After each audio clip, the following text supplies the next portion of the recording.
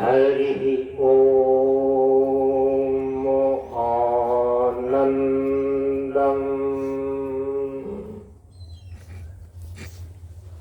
प्रशांति जीवन दर्शनम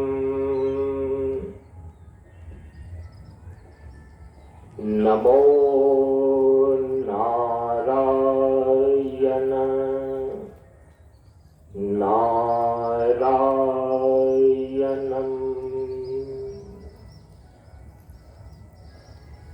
सनातन धर्म के वैदिक परंपरा के अंतर्गत गुरु और शिष्य के बीच एवं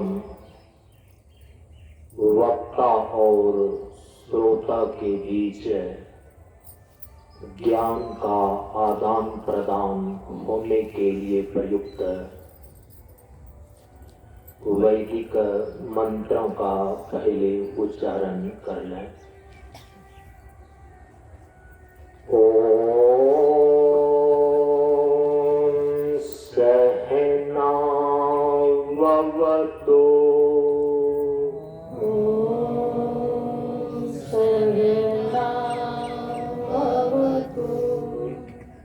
सहनौ भुनक्तु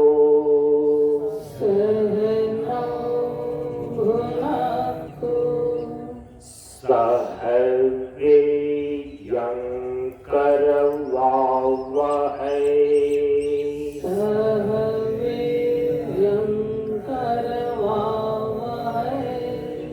तेजस्विनावधीतमस्तु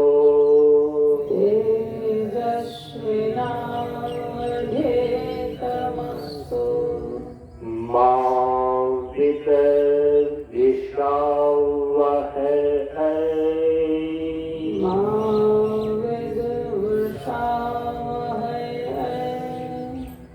ओम शांति शांति शांति।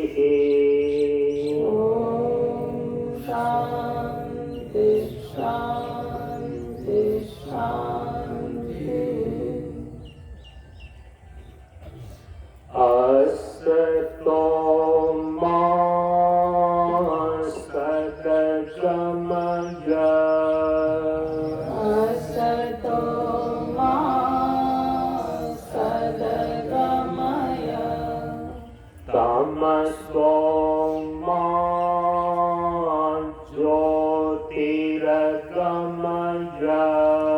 तमसो मा ज्योतिर्गमय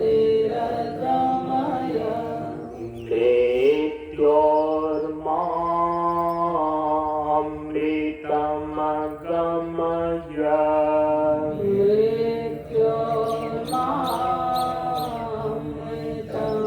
मृत्योर्मामृतमगमय। ओम शांति शांति शांति। ओम शांति शांति शांति। सभी लोग थोड़ी देर के लिए मौन एवं शांत रहें।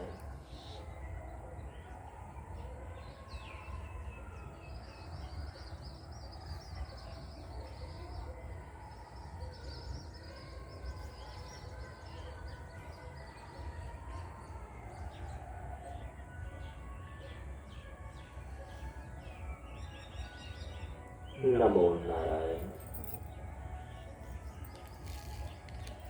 ब्रह्मानंदं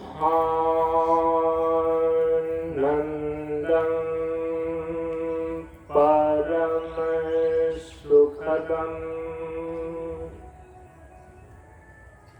केवलं ज्ञानमूर्तिं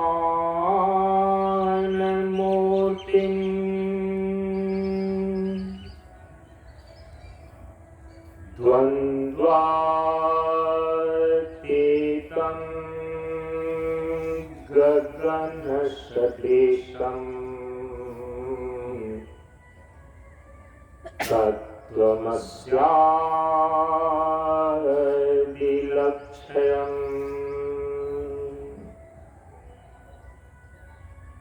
एकं नित्यं विमलमचलम्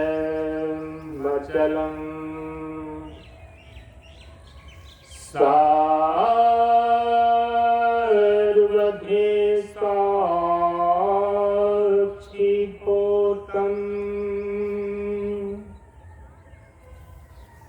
भावातीतं त्रिगुणरहितम्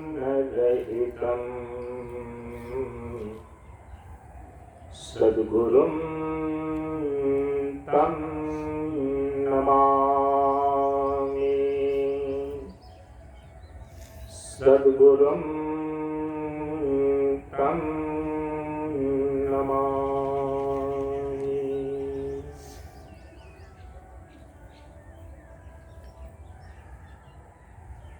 से गुरु चरण स्पर्श अनुभूति ज्ञान मार्ग सत्संग के सानिध्य में उपस्थित श्रद्धालु सत्संग प्रेमियों, ज्ञान बढ़े गुणवान के संगत, ध्यान बढ़े तपस्वी संग किन्हा, बुद्धि विवेक विचार बढ़े संत सन्यासी सुसज्जन किन्हा। इसलिए ज्ञानी भेद है ज्ञान से, व्याधा भेद है तीर, सद्गुरु भेद है शब्द से, भींगे सकल शरीर। प्रेमियों, हम सभी लोग प्रशांत योगाश्रम गोवासा से पूरा मंच पर ज्ञान मार्ग सत्संग मंच के 27वें ग्रीष्मकालीन वार्षिकोत्सव के अवसर पर 9 मार्च से लेकर 15 मार्च सन 2025 ईस्वी तक आयोजित 7 दिवसीय ज्ञान यज्ञ सत्संग कार्यक्रम के आज 7वें दिन के सत्संग में अर्थात पूर्णाहुति सत्संग में उपस्थित हैं। जब जब विकल भूधारा पड़ी, संतों का अभिगमन हुआ, जब जब विकल भूधारा पड़ी, संतों का अभिगमन हुआ, जिनके त्याग तपस्या संयम से शांति का प्रस्फुटन हुआ। इसलिए त्याग तपस्या संयम का वैभव लेकर संन्यास चला, आगे आगे 2 चरण चले, पीछे पीछे इतिहास चला। क्योंकि इन 2 चरणों के चिन्ह अमर, इन 2 चरणों के रज पावन, जिनके वरदानों से बदले युग का आत्म सबका जीवन। प्रेमियों, बड़े संयोग की बात है, इस बार इस ग्रीष्मकालीन वार्षिकोत्सव सत्संग सत्र में आज 15 मार्च सन 2025 ईस्वी को सनातन धर्म की परंपरा में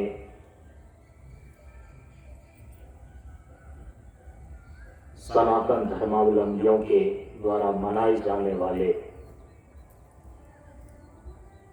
रंगोत्सव के रूप में होली का पावन पर्व उपस्थित है।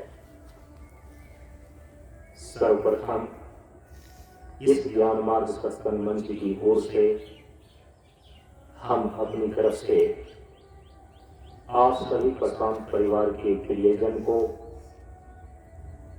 और इस कार्यक्रम के प्रसारण के माध्यम YouTube चैनल के माध्यम से जितने भी लोग इस कार्यक्रम से जुड़े हुए हैं, मंच की परंपरा से जुड़े हुए हैं, उन सभी लोगों को इस रंगोत्सव होली के पावन पर्व की शुभ और मंगल कामना करते हैं।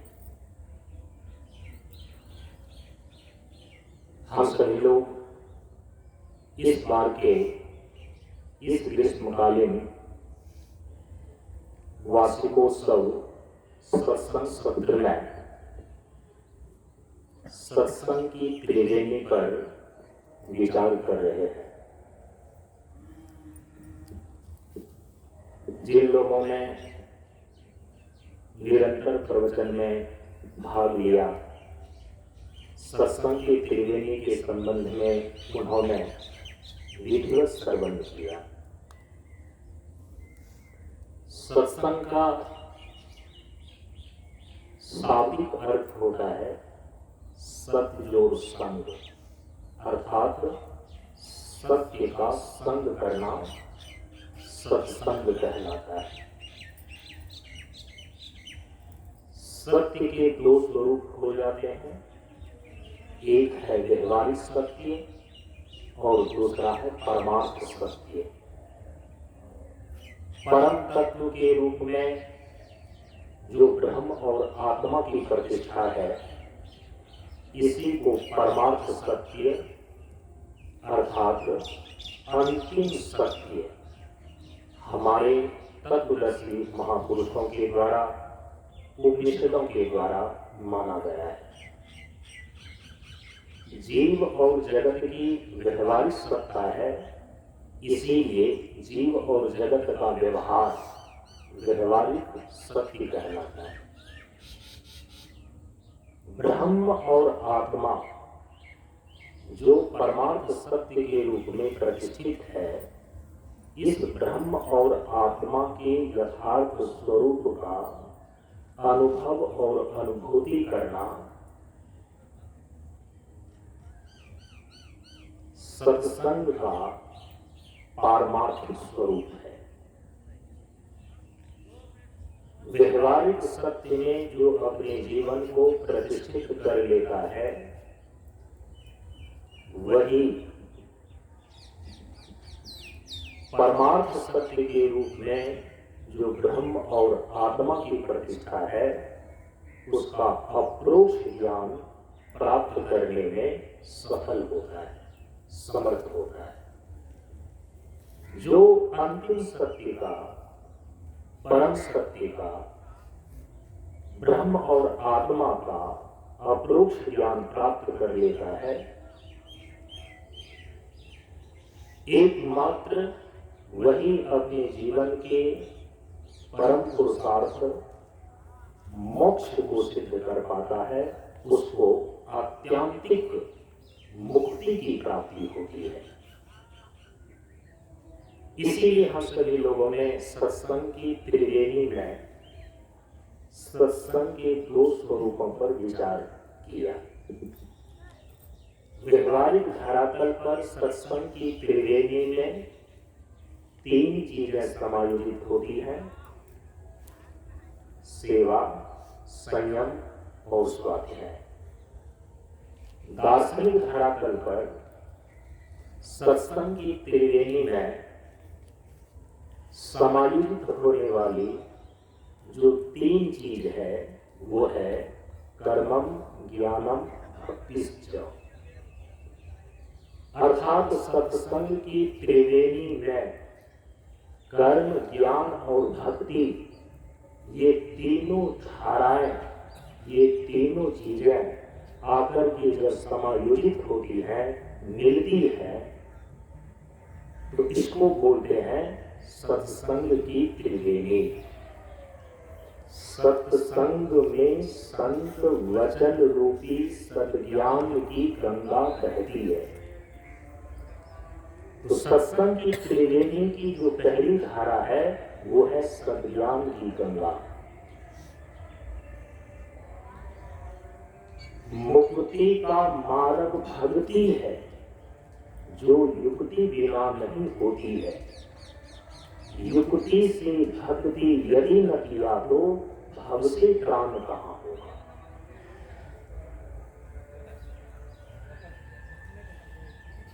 जो सत्य का साक्षात्कार कर लेता है, वही इस संसार सागर को, जीवन के संस्करण चक्र को, संस्कृति चक्र को अंत कर पाता है। इसी को कहा जाता है भव से त्राण। भव माने संसार, जन्म मरण रूपी जो संस्कृति चक्र है, जन्म मृत्यु का जो अजस्र प्रवाह है, संस्कृति इति संसारः, इसी को बोलते हैं संसार। और जन्म मृत्यु अर्थात संस्कृति चक्र से उपलक्षित है जीवन में प्राप्त होने वाले सभी प्रकार के दुख। क्योंकि हमारे महापुरुषों ने विचार करके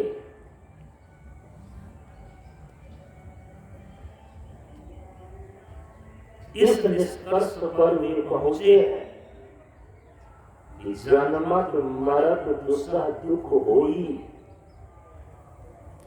जब तक यह जीव जन्म और मृत्यु के संस्कृति चक्र में पड़ा हुआ है, एक दुष्ट अतिशय दुख रूपा जा बस जीव परा भव भूपा। जब तक यह जीव संसार के इस संस्कृति चक्र में पड़ा हुआ है, जन्म मृत्यु के चक्र में पड़ा हुआ है, वह अपने जीवन से दुखों की आत्यांतिक निवृत्ति नहीं कर सकता। क्योंकि जन्मत मरत दुसह दुख होई। जब तक संस्कृति चक्र है, जन्म मृत्यु का चक्र है, जीवन से दुखों की आत्यांतिक निवृत्ति नहीं हो सकती। जीवन से दुखों की आत्यांतिक निवृत्ति करने का एक ही उपाय है कि इस संस्कृति चक्र से बाहर हो जाए, इस संस्कृति चक्र का अंत कर लेना। सत्संग का जो अंतिम फल है, सत्संग का जो अंतिम परिणाम है, परम सत्य का संग कर लेने पर, परम सत्य के रूप में जो ब्रह्म और आत्म तत्व की प्रतिष्ठा है, उसका अप्रोक्ष ज्ञान हो जाने पर संस्कृति चक्र का अंत हो जाता है। इसलिए कहा कि सत्संगति संस्कृति कर अंता। इसी को यहां पर बोला जा रहा है कि भव से त्राण। युक्ति से भक्ति यदि न किया तो संस्कृति चक्र से त्राण कहां होगा, भव से त्राण कहां होगा। इसीलिए सत्संग की त्रिवेणी की जो दूसरी धारा है वो है युक्ति पूर्वक भक्ति। हमारे संत कहते हैं कि जब तक युक्ति पूर्वक भक्ति नहीं करोगे तो भव से त्राण नहीं हो पाएगा। भक्ति के नाम पर यदि आप जीवन में आसक्ति को ही पाल रहे हैं तो वह मुक्ति प्रदान करने में समर्थ नहीं होती है। वो भक्ति लाचार होती है, बेबस होती है। आ रहे हैं, हम उस पर विचार करेंगे। भक्ति में और आसक्ति में क्या अंतर है। इसीलिए यहां पर संत महापुरुष क्या कह रहे हैं, भक्ति होनी चाहिए। वो भक्ति मुक्ति प्रदायी होती है। कौन सी भक्ति? जो युक्ति पूर्वक की जाती है। युक्ति से भक्ति यदि न किया तो भव से त्राण कहां होगा। तो युक्ति पूर्वक भक्ति की धारा, ये सत्संग की त्रिवेणी की ये दूसरी धारा है। सत्संग की त्रिवेणी की जो तीसरी धारा है वो है सत्संग की गंगा बहती है गुरुदेव तुम्हारे चरणों में, फल मिलता है शुभ कर्मों का, फल मिलता है सत्कर्मों का, गुरुदेव तुम्हारे चरणों में। जो सत्कर्म है, जो शुभ कर्म है, तो सत्कर्म की धारा, शुभ कर्म की धारा, यही सत्संग की त्रिवेणी की तीसरी धारा है। ये तीनों धाराएं जिसके जीवन में समायोजित हो जाती है, जिसके जीवन में तीनों प्रकार की धाराएं आकर के मिलती हैं, सज्ञान की धारा, युक्ति पूर्वक भक्ति की धारा और सत्कर्म अर्थात शुभ कर्म की धारा, ये तीनों धाराएं जिसके जीवन में आकर के मिलती हैं, समायोजित होती हैं, तब इसको कही जाती है कि सत्संग की त्रिवेणी में वो अमृत स्नान कर रहा है। और सत्संग के प्रथम दिन ही भूमिका में यह हम प्रस्तुत कर आए हैं, जो एक बार अमृत स्नान कर लेता है वह जन्म और मृत्यु के चक्र से बड़ी चला जाता है। अमृत स्नान करने का यही तरीका है, यही प्रक्रिया है कि सत्संग की त्रिवेणी में अमृत स्नान करके कोई भी जीव संस्कृति के चक्र से मुक्त हो जाता है, संस्कृति के चक्र से वो बाहर चला जाता है। जो संस्कृति के चक्र से बाहर चला गया तो उसका पुनर्जन्म नहीं होता, उसका पुनर्भव नहीं होता। इसलिए भगवान श्री कृष्ण ने अर्जुन को समझाया, यत् गत्वा न निवर्तन्ते, जहां जाकर के, जिस परम गति को पा करके यह जीवात्मा फिर से दोबारा इस संसार में नहीं लौटता, तद्धाम परमं मम, वही मेरा परम धाम है, वही परमात्म सत्य है, वही इस जीव का परमात्म स्वरूप है। इसकी उपलब्धि एकमात्र सत्संग की त्रिवेणी में अमृत स्नान करने पर संभव है, उसकी प्राप्ति होती है। तो दार्शनिक धरातल पर सत्संग की त्रिवेणी में तीन चीजें आकर के मिलती हैं, कर्मम, ज्ञानम, भक्ति। कर्म की धारा, भक्ति की धारा और ज्ञान की धारा। भगवान श्री कृष्ण ने श्रीमद् भागवत महापुराण में उद्धव जी के प्रति उपदेश करते हुए वहां पर स्पष्ट रूप से कहा, योगस्त्रयो मया प्रोक्ता निर्णाम श्रेयो विदित्सया कर्मं ज्ञानम भक्तिश्च न अनुपायो अस्ति कुत्रचित्। योग शब्द का प्रयोग किया। जब कर्म के साथ योग शब्द जुड़ जाता है ना, वो कहलाता है कर्म योग। ज्ञान के साथ जब योग शब्द जुड़ जाता है ना, तब कहलाता है ज्ञान योग। और जब भक्ति के साथ योग शब्द जुड़ जाता है तो वो कहलाता है भक्ति योग। तो कर्म योग, भक्ति योग और ज्ञान योग, यही तीन चीजें दार्शनिक धरातल पर सत्संग की त्रिवेणी कही जाती है। जो इस त्रिवेणी में स्नान करता है वो परमात्म सत्य को उपलब्ध हो जाता है, जन्म और मृत्यु के चक्र से बाहर हो जाता है जो एक बार जन्म और मृत्यु के चक्र से बाहर हो गया, उनके जीवन से दुखों की आत्यांतिक निवृत्ति हो गई।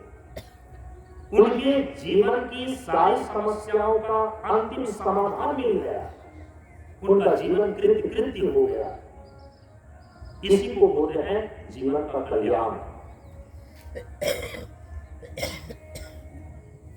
जिसको पुनर्भव की प्राप्ति नहीं होगी, पुनर्जन्म नहीं होगा, तो उसकी फिर मृत्यु ही नहीं हो सकती, क्योंकि जो जन्म लेता है उसकी मृत्यु होना निश्चित है। उसी की मृत्यु नहीं हो सकती है जिसका पुनर्जन्म नहीं होगा, जिसको पुनर्भव की प्राप्ति नहीं होगी।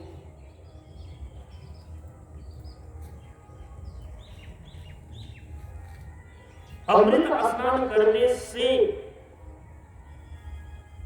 अपने सत स्वरूप का, अपने अमर स्वरूप का बोध हो जाने के कारण से वह मृत्यु के भय से छूट जाता है। फिर उसकी मृत्यु नहीं होती, और मृत्यु नहीं होती कहने का मतलब है कि फिर उसका पुनर्जन्म ही नहीं होता, वो संस्कृति के चक्र में ही नहीं आता। क्योंकि यदि पुनर्जन्म हो गया, पुनर्भव की प्राप्ति हो गई, तो एक बार जिसका जन्म हो गया, यहां तक कि भगवान की लीलावश ही सही, यदि वो शरीर को धारण करते हैं तो उन्हें ही इस शरीर का संवरण करना पड़ता है। उनके भी शरीर की मृत्यु होती है, क्योंकि जिनका जन्म हुआ है शरीर का जन्म होता है, तो फिर उसकी मृत्यु भी होगी, तो शरीर की मृत्यु होगी। भगवान के जन्म और कर्म दिव्य है। वो कर्म करते हुए कर्म का बंधन उसके ऊपर नहीं लगता, लेकिन जब कहते हैं कि मृत्यु के चक्र से छूट जाना, कि दोबारा उसकी मृत्यु ही नहीं होती है,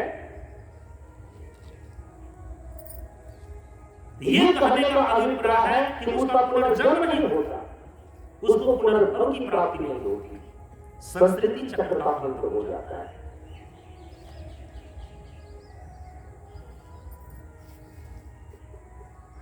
सत्संग की त्रिवेणी की ये तीन चीजें, कर्मयोग, भक्ति योग और ज्ञान योग, दार्शनिक धरातल पर ये तीन धाराएं सत्संग के स्वरूप को, सत्संग की त्रिवेणी को निश्चित करता है। कल इस पर हमने थोड़ा सा विचार किया था। अब इस संदर्भ में, क्योंकि आज सत्संग का अंतिम दिन है, विचारों को समझना है।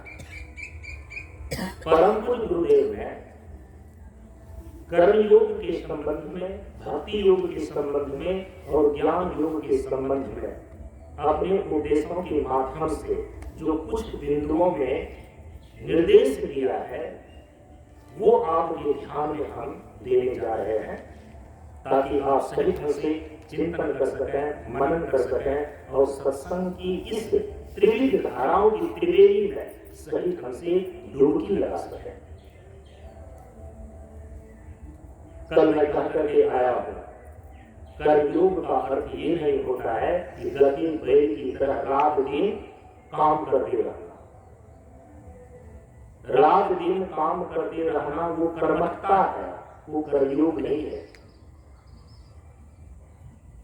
कर्मयोग का अर्थ होता है कि जो कर्म का सामर्थ्य आपके शरीर में परमात्मा ने दिया है,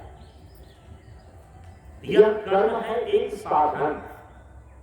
यदि इस कर्म रूपी साधन का आप सही ढंग से उपयोग करने का विज्ञान नहीं जानते हैं, युक्ति नहीं जानते हैं, तो यही कर्म बन जाता है बंधन। ये कर्म बांधने वाला बन जाता है। इसीलिए भगवान श्री कृष्ण ने कहा कि हे अर्जुन, कर्म अनुबंधिनी मनुष्य लोगे, ये कर्म तो इस मनुष्य को इस संसार से बांध देता है। कब? जब उनको कर्म करने का विज्ञान मालूम नहीं होता है, तो कर्म बन जाता है बंधन का कारण। कर्मयोग का अर्थ होता है कि कर्म रूपी साधन का उपयोग करके कर्म के बंधन को काट देना, कर्म के बंधन से मुक्त हो जाना, इसको हम बोलते हैं कर्मयोग। कर्म का उपयोग करके कर्म के बंधन से ही छूट जाने के विज्ञान का नाम है कर्मयोग। तो ये फिर जानना पड़ता है संत महापुरुषों के सानिध्य में रह करके, शास्त्र के अनुशीलन से, उनके स्वाध्याय से ये विज्ञान जानना पड़ता है कि परमात्मा ने हमें जो कर्म का सामर्थ्य दिया है, हम कैसे उसका उपयोग करें, ये बांटने वाला न हो, बल्कि ये मुक्ति का साधन बन जाए। कर्म को मुक्ति का साधन बना लेना कर्मयोग है। कर्म का उपयोग करके, कर्म रूपी साधन का उपयोग करके कर्म के बंधन से छूट जाने के विज्ञान का नाम कर्मयोग है। इसीलिए एक जगह भगवान श्री कृष्ण ने इशारा किया, यज्ञार्थ कर्म कौन्तेय मुक्त संग समाचरा। हे अर्जुन, ये कर्म रूपी जो साधन है ना, यदि यह यज्ञार्थ हो जाए, यज्ञार्थ का अभिप्राय है यज्ञ में विष्णु, भगवान का एक नाम है यज्ञ। यज्ञार्थ कर्म का अर्थ होता है भगवदर्थ कर्म। जो कर्तव्य पूर्वक भगवान का आदेश हमारे लिए इन कर्तव्यों का पालन करना है, इस भाव से ही कर्म करता है, इसको बोलते हैं यज्ञार्थ कर्म। निष्काम भाव से जो कर्म करता है, भगवदर्थ जो कर्म करता है, भगवदर्थ का अब शास्त्र में कुछ ऐसे शब्दों का प्रयोग किया गया है, यदि आप उनको परंपरा से नहीं समझेंगे, आचार्य के मुख से यदि शास्त्र को नहीं समझेंगे, तो आपको समझ में ही नहीं आएगा। यज्ञार्थ कर्म कह करके कर्म के किस स्वरूप को बताया जा रहा है, भगवदर्थ कर्म कहने का अभिप्राय क्या होता है।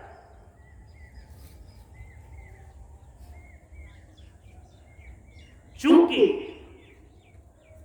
कर्तव्य और अकर्तव्य के विषय में किसी व्यक्ति की बुद्धि प्रमाण नहीं होती, बुद्धि तो प्रकृति का सूक्ष्म परिणाम है, और प्रकृति परिवर्तनशील है, इसलिए बुद्धि भी बदलती रहती है।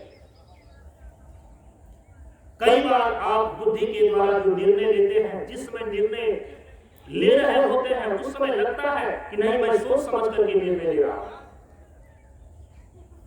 मैं स्थिर बुद्धि से निर्णय ले रहा हूं, लेकिन समय बीतता है, बुद्धि में आपकी परिपक्वता आती है, शास्त्र का प्रमाण जब आपके सामने आता है, महापुरुषों के विचार के तराजू पर जब अपने ही निर्णय को आप तोड़ते हैं तो गलत सिद्ध हो जाता है।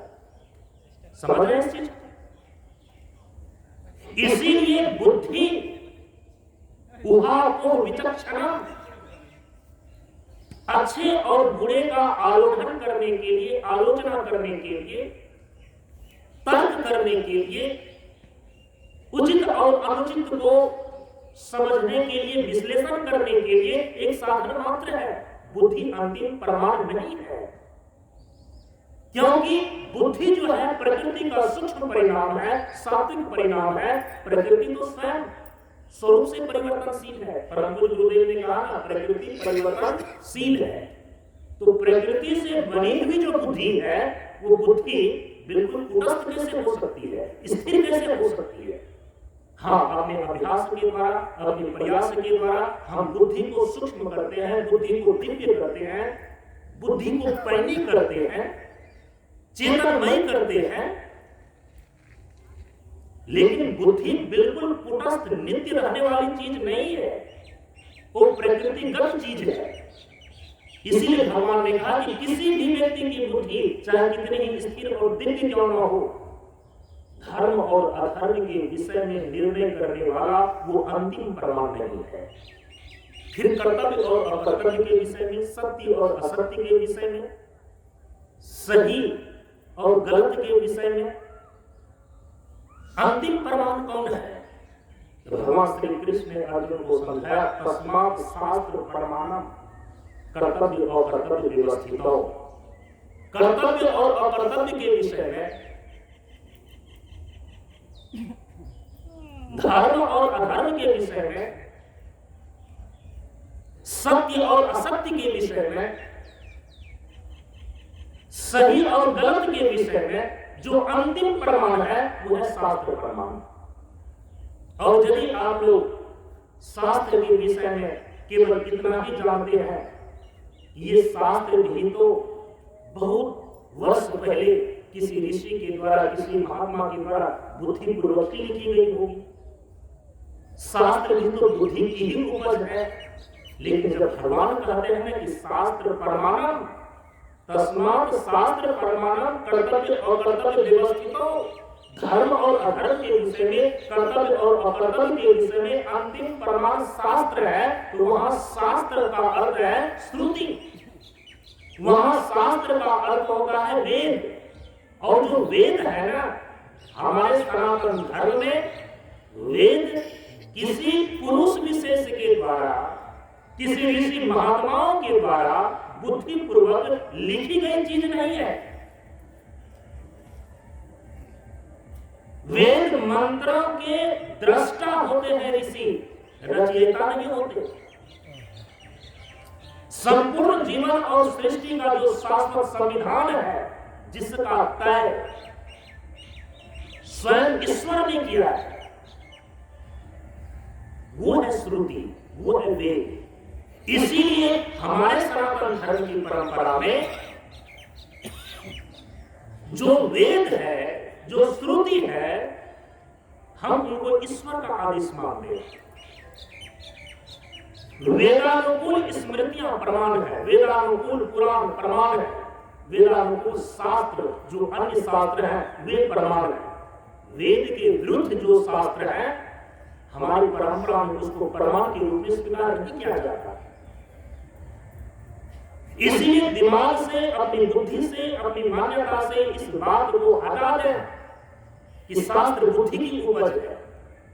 शास्त्र शिरोमणि, शास्त्र के केंद्र में बैठा हुआ जो श्रुति और वेद है, वो बुद्धि की उपज नहीं है।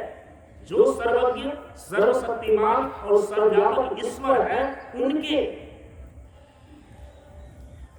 द्वारा संपूर्ण जीवन और सृष्टि को चलाने का जो शाश्वत सिद्धांत दिया गया है, जो शाश्वत नियम निश्चित किया गया है, जो ईश्वरीय आदेश है, हम उसको बोल रहे हैं वेद, हम उसको बोल रहे हैं मूल शास्त्र। यज्ञार्थ कर्म करने का अर्थ है भगवदर्थ कर्म करना, और भगवदर्थ कर्म करने का मतलब है कि भगवान के द्वारा जो आदेश दिया गया है, भगवान के द्वारा जो कर्तव्य आपके लिए निश्चित किया गया है, भगवान का आदेश मान करके अपने स्वधर्म का पालन करना, ये भगवदर्थ कर्म कहलाता है। अपनी वासना को अलग हटा दें, अपनी कामना को अलग हटा दें।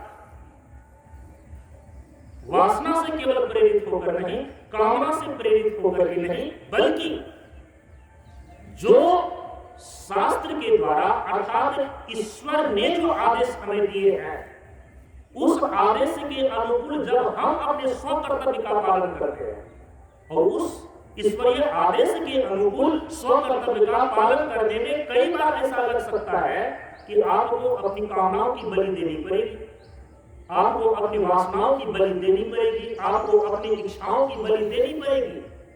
जो केवल कामना से प्रेरित होकर, इच्छा से प्रेरित होकर और व्यक्तिगत वासना से प्रेरित होकर के कर्म करता है, वह कर्म कभी भी उस व्यक्ति के लिए अपने जीवन में उद्धार का साधन नहीं बन पाता है। इसीलिए कर्मयोग हम कैसे करें, कर्मयोग की साधना अपने जीवन में कैसे लाएं, तो थोड़ा सा संकेत भगवान श्री कृष्ण ने अर्जुन को दिया कि हे अर्जुन, यज्ञार्थ कर्म कौन्तेय मुक्त संग समाचर, इस जीवात्मा को मुक्त कर देता है, मुक्ति में सहायक होता है, मुक्ति का साधन बन जाता है वह कर्म जो यज्ञार्थ होता है। यज्ञार्थ कर्म माने जो भगवदर्थ होता है। भगवदर्थ कर्म माने कि जो भगवान ने आदेश, जो भगवान ने हमारे लिए कर्तव्य निश्चित कर दिए हैं वो शास्त्र में लिखित है। मनुस्मृति में जाकर के देखिए, वेद और श्रुति में जो बीज रूप में भगवान के आदेश लिखे हुए हैं, वेद के दृष्टा ऋषि उस वेद के मंत्रों में बताए गए ईश्वरीय आदेश को, आपके कर्तव्यों को स्मृतियों में विस्तार करके उनका प्रतिपादन किया कि गृहस्थ के क्या कर्तव्य है, ब्रह्मचारी के क्या कर्तव्य है, सन्यासी के क्या कर्तव्य है, वानप्रस्थ के क्या कर्तव्य है। आपकी जो पहचान है, आप जिस वर्ण और आश्रम से बिलोंग करते हैं उसके अनुसार से आपका स्वधर्म, आपका स्वकर्तव्य निश्चित होता है। भगवान का आदेश मान करके कि भगवान का ये आदेश है कि हमारा यही कर्तव्य बनता है और ये जो मेरा कर्तव्य बनता है वही हमारा धर्म है, वही हमारा जीवन का कर्म है, हम इसको बोलते हैं यज्ञार्थ कर्म, भगवदर्थ कर्म। यदि कर्म का इस रूप में आप उपयोग करते हैं, यही कर्म मुक्ति का साधन बन जाता है। इसी को बोलते हैं कर्म योग इस कारण। नहीं तो कर्म करते जाइए, कर्म करते जाइए, केवल इच्छा से प्रेरित होकर, कामना से प्रेरित होकर, वासना से प्रेरित होकर, तो गधे बैल की तरह कर्म करते करते करते करते आप मिट्टी में मिल जाएंगे। कर्म के द्वारा भगवान रमन महर्षि तो कहते हैं कि कृति महोदधौ, यदि किसी ने कर्म के महासागर को भी खड़ा कर दिया है ना, तो कर्म के जितने भी फल होते हैं ना अशाश्वतम। कृति महोदधौ पदन कारणम फलम अशाश्वतम, चूंकि कर्म स्वरूप से ही अनित्य है, तो कर्म के द्वारा जो भी कुछ प्राप्त किया जाएगा, संसार की व्यवस्था मृत्यु लोक में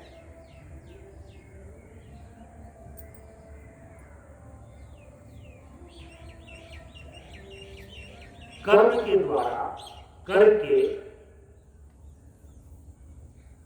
लोग जो प्राप्त कर रहे हैं उसकी बात कौन पूछे। कर्म के महासागर, मतलब सागर मतलब अथाह, कर्म के महासागर को खड़ा करके यदि स्वर्ग लोक को भी बना दिया जाए ना, तो भगवान श्री राम ने अयोध्यावासी को समझाया कि स्वर्ग और स्वल्प अंत दुखदायी, वह स्वर्ग भी अल्प है, माने अनित्य है, अंत दुखदायी, अंत में वह दुख देने वाला ही है। क्योंकि जितने भी वस्तु नाशवान है ना, यदि उस नाशवान वस्तु को ही संग्रह करके वे जीवन भर कर्म करते रहे, कर्म कर रहे हैं, कर्म कर रहे हैं, उस कर्म के द्वारा आप प्राप्त किस चीज को कर रहे हैं, नाशवान पदार्थों को। जीवन में जितनी भी सारी सुविधाएं हैं, जितनी भी सारी व्यवस्थाएं हैं जो कि आप कर्म के द्वारा खड़ा करते हैं, ये सारे की सारी व्यवस्थाएं, ये सारी की सारी चीजें नश्वर होने के कारण से एक दिन नष्ट होने वाला है। और जो चीजें नष्ट होने वाला है ना, वो कभी भी आपको शाश्वत सुख नहीं दे सकता, स्थिर सुख नहीं दे सकता। नष्ट होने वाली चीजों को जमा करते समय भी, संग्रह करते समय भी, उसको भोगते समय भी एक प्रकार की आशंका बनी रहती है कि कहीं ये मेरे हाथ से न चला जाए, कोई इसका अपहरण न कर ले। चाहे आप रुपया कमाए, पैसा कमाए, जमीन कमाए, जमीन जायदाद खड़ा करें, घर द्वार खड़ा करें, आलीशान महल बना लें, उसके नष्ट हो जाने का भय आपको कभी निश्चिंत नहीं होने देगा। एक विचारवान व्यक्ति विचार करके इस चीज को अपने भीतर अनुभव कर सकता है। नाशवान चीजें नष्ट होने की आशंका मात्र ही भीतर से दहला देती है, अरे नाश हो जाएगा। कभी भी वह शाश्वत सुख आपको नहीं दे सकती, इसलिए कहा कि अंतोगत्वा वह दुख देने वाला ही होता है। स्वर्ग स्वर्ग अंत दुखदायी। इसीलिए हम कर्म करें, हमारा कर्तव्य बनता है। हम निकल्ला होकर के नहीं रह सकते। अभी आ रहे हैं उस पर। यदि कोई निकम्मा हो जाए, अकर्मण्य हो जाए और सोचे कि कर्म के बंधन से हम छूट जाएं, वो भूल गए। सागर को कोई व्यक्ति पार कर सकता है सागर के पानी का सहारा लेकर। किनारे बैठा हुआ रहेगा तो सागर को पार नहीं करेगा, कर्म के सागर को भी पार करेगा कर्म करके ही। इसीलिए तो कर्मयोग बतलाता है कि कर्म को हम कैसे करें।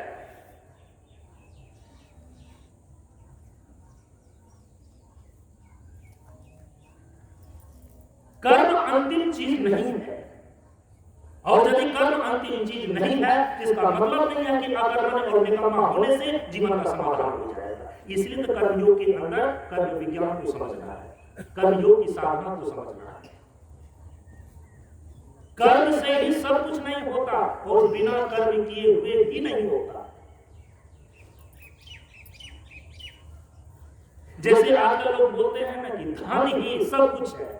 अरे धन बहुत कुछ है लेकिन सब कुछ नहीं है। धन से सभी काम नहीं होते, लेकिन धन के बिना भी बहुत सारे काम नहीं होते। अंतर है इतना कहने में।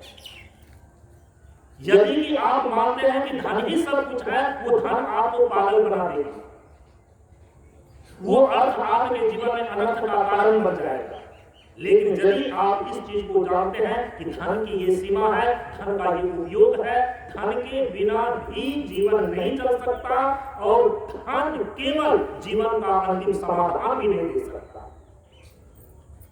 इसीलिए जो साधन है उसको केवल साधन के रूप में उपयोग करें, उसको लक्ष्य न माने, उसको अपने जीवन का अंतिम साधन न बना लें। साधन तो साधन है, कितना ही प्रिय मोटर गाड़ी है, कितना ही महंगी कार है, वो आपके घर के बेडरूम तक थोड़ी घुसता है। ठीक है, गाड़ी से चलते हैं, वो आपकी यात्रा को सुगम कर देता है, मोटर कार इत्यादि। लेकिन आप जहां पर सोते हैं, आपके बेडरूम तक वो गाड़ी थोड़ी जाती है, उसको दरवाजे पर छोड़ देते हैं, तब घर में जाकर के आराम करते हैं। वैसे ही कर्म साधन है, विचार साधन है, भाव साधन है। इसका सही ढंग से उपयोग कीजिए और ये सारे के सारे चीजें एक सीमा पर जाकर के छूट जाएंगी, तब आप जीवन मुक्त हो पाएंगे। कर्म का उपयोग करके कर्म बंधन से छूट जाना कर्मयोग। विचार का उपयोग करके विचार के बंधन से छूट जाना, इच्छा और कामना के बंधन से छूट जाना, अज्ञान के बंधन से छूट जाना, ये ज्ञान योग है। भावना का उपयोग करके, भावनात्मक संबंधों का उपयोग करके भावनात्मक संबंधों के बंधन से छूट जाना, इमोशनल अटैचमेंट से परे चला जाना, ये भक्ति योग है। कर्म योग के संबंध में परम पूज्य गुरुदेव ने कहा कि देखो इस कर्म योग की साधन का तुम उपयोग कैसे करोगे। सत्संग की त्रिवेणी में जो पहली धारा है कर्म, परम पूज्य गुरुदेव क्या कहते हैं, प्रत्यंगों से काम लें धीरे धीरे होकर। दूसरा बिंदु बतलाते हैं कि शुभ कार्य में शीघ्रता आवश्यक है और दुष्कार्य में दृढ़ता आवश्यक है। कर्मयोग के संबंध में कर्म का प्रयोग करने के साधन में तीसरा बिंदु परम पूज्य गुरुदेव अपने उपदेश में निर्देशित करते हैं कि धर्म समझकर कार्य करना आवश्यक है। और अंतिम में चौथे बिंदु में निर्देश करते हैं कि धीरज धीर काम है संतोषम आधार। क्योंकि कर्म का जो अंतिम स्वरूप है ना वो है निष्कर्म सिद्धि। कर्म का जो अंतिम स्वरूप है ना वो है निष्काम कर्म।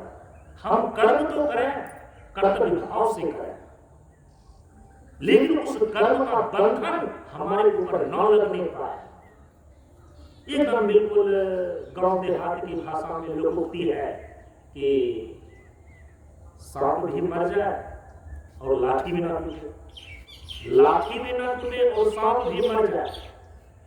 उसी को यहाँ पर निष्काम कर्म कहा गया है कि हम कर्म तो करें लेकिन कर्म का बंधन अपने ऊपर न लगने दें। कर्म करने की उसी तरीका का, कर्म के करने का उसी विज्ञान का नाम है कर्मयोग। निष्काम कर्म, कर्म करने की ऐसी स्थिति है जहां कि हम कर्म तो करते हैं लेकिन हम अपने कर्ता का अभिमान रख करके नहीं करते, कर्म में आसक्त होकर कर्म नहीं करते और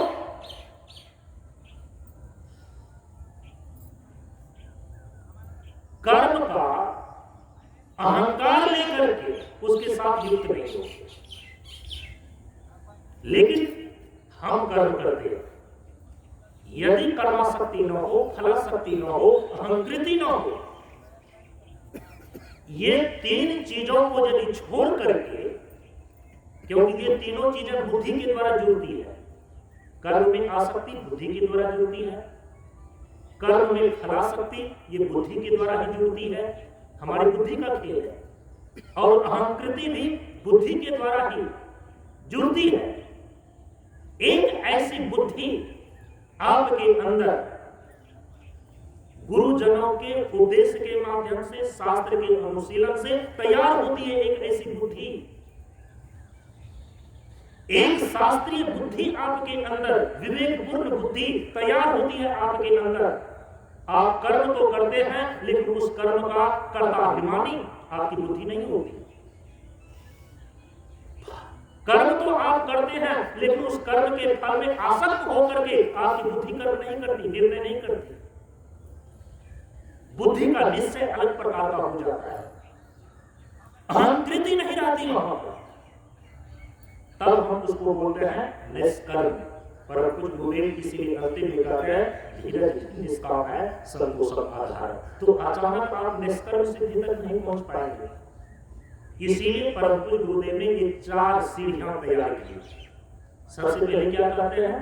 प्रत्यंगों से काम लें धीरे धीरे होकर। भगवान ने देह, इंद्रिय, प्राण और अंतःकरण से युक्त जीवन प्रदान किया है आपको। कर्मेंद्रिय का अर्थ ही होता है कि कर्म करने वाली इंद्रियां। ज्ञानेंद्रियां ज्ञान वाली कर्म करती है। अंतःकरण, मन, बुद्धि, चित्त, अहंकार वह सूक्ष्म स्तर का कर्म करती है। लेकिन कर्म इंद्रियां भी कर्म कर रही है, ज्ञान इंद्रियां भी ज्ञान को प्राप्त करने का, किसी चीज को जानने का, संसार के 5 विषयों का अनुभव करने का ज्ञान ज्ञानेंद्रियां कर रही है। 5 ज्ञानेंद्रियां कर रही है।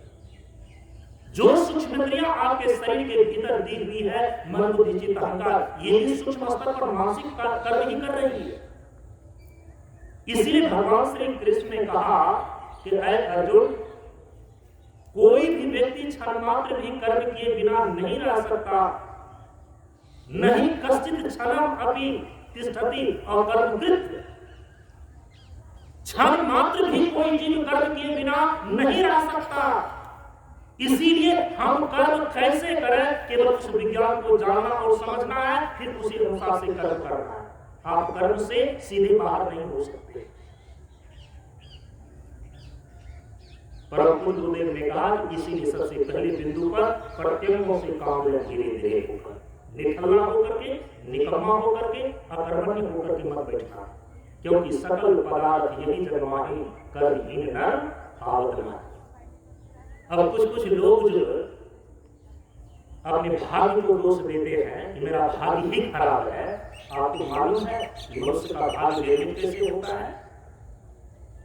भाग्य जो चिल्लाते रहते हैं, भाग्य को जो आप दोष देते रहते हैं, वो भाग्य नामक चीज है भी क्या?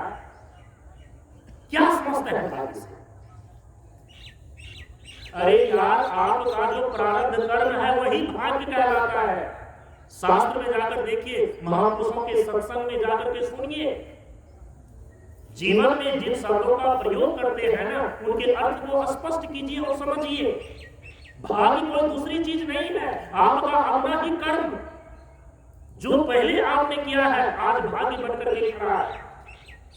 आपका प्रारब्ध कर्म, प्रारब्ध कर्म का मतलब होता है कि जो आपने कर्म पहले किया था और वो आपके कर्म के खजाने में, कर्माशय में जाकर के जमा हो गया। जो भी कर्म करता है ना, शरीर की मृत्यु होती है स्थूल शरीर की, लेकिन जो जो कर्म होता है वो सूक्ष्म शरीर में जाकर के जमा होता है और सूक्ष्म शरीर नष्ट होता नहीं जब तक प्रकृति का प्रलय नहीं हो जाता। प्रकृति का प्रलय होने में, जब प्रकृति का प्रलय होना होगा तब होगा, उसमें तो आपको हजारों करोड़ों बार, अरबों बार जन्म लेना पड़ जाता है अपने कर्म के अनुसार से। जो आपने कर्म किया, जो आपके कर्माशय में, आपके नाम से कर्म खजाने में जमा है, तो कर्म फलदाता ईश्वर है। कर्म फलदाता ईश्वर आपके कर्म के अनुसार से फिर वो आगे फल प्रदान करने के रूप में आपको जन्म देते हैं। कितना सुख पाना है, कितना दुख पाना है, किस परिस्थिति में इसको रहना है, क्योंकि ऐसा कर्म किया है अवश्यमेव भोक्तव्यम। कर्म शुभ अशुभ, जो शुभ और अशुभ कर्म आपने किया है वो अवश्य ही भोगना पड़ता है। भगवान श्री कृष्ण ने गीता में कहा है, अब उस कर्म को भोगने के लिए कर्म का फल ही भोग कहलाता है। कर्म का फल ही भोग कहलाता है। तो चूंकि कर्म के फल को भोगना पड़ता है, आपने जैसा कर्म किया, कर्म फलदाता ईश्वर है, उसके अनुसार से वो अब आपके संचित कर्म के खजाने में से वो सिलेक्ट करते हैं। इस जीव को इस बार इस कर्मों का फल देना है। और ये काम कौन कर सकता है? जो सर्वज्ञ होगा। ये काम कौन कर सकता है?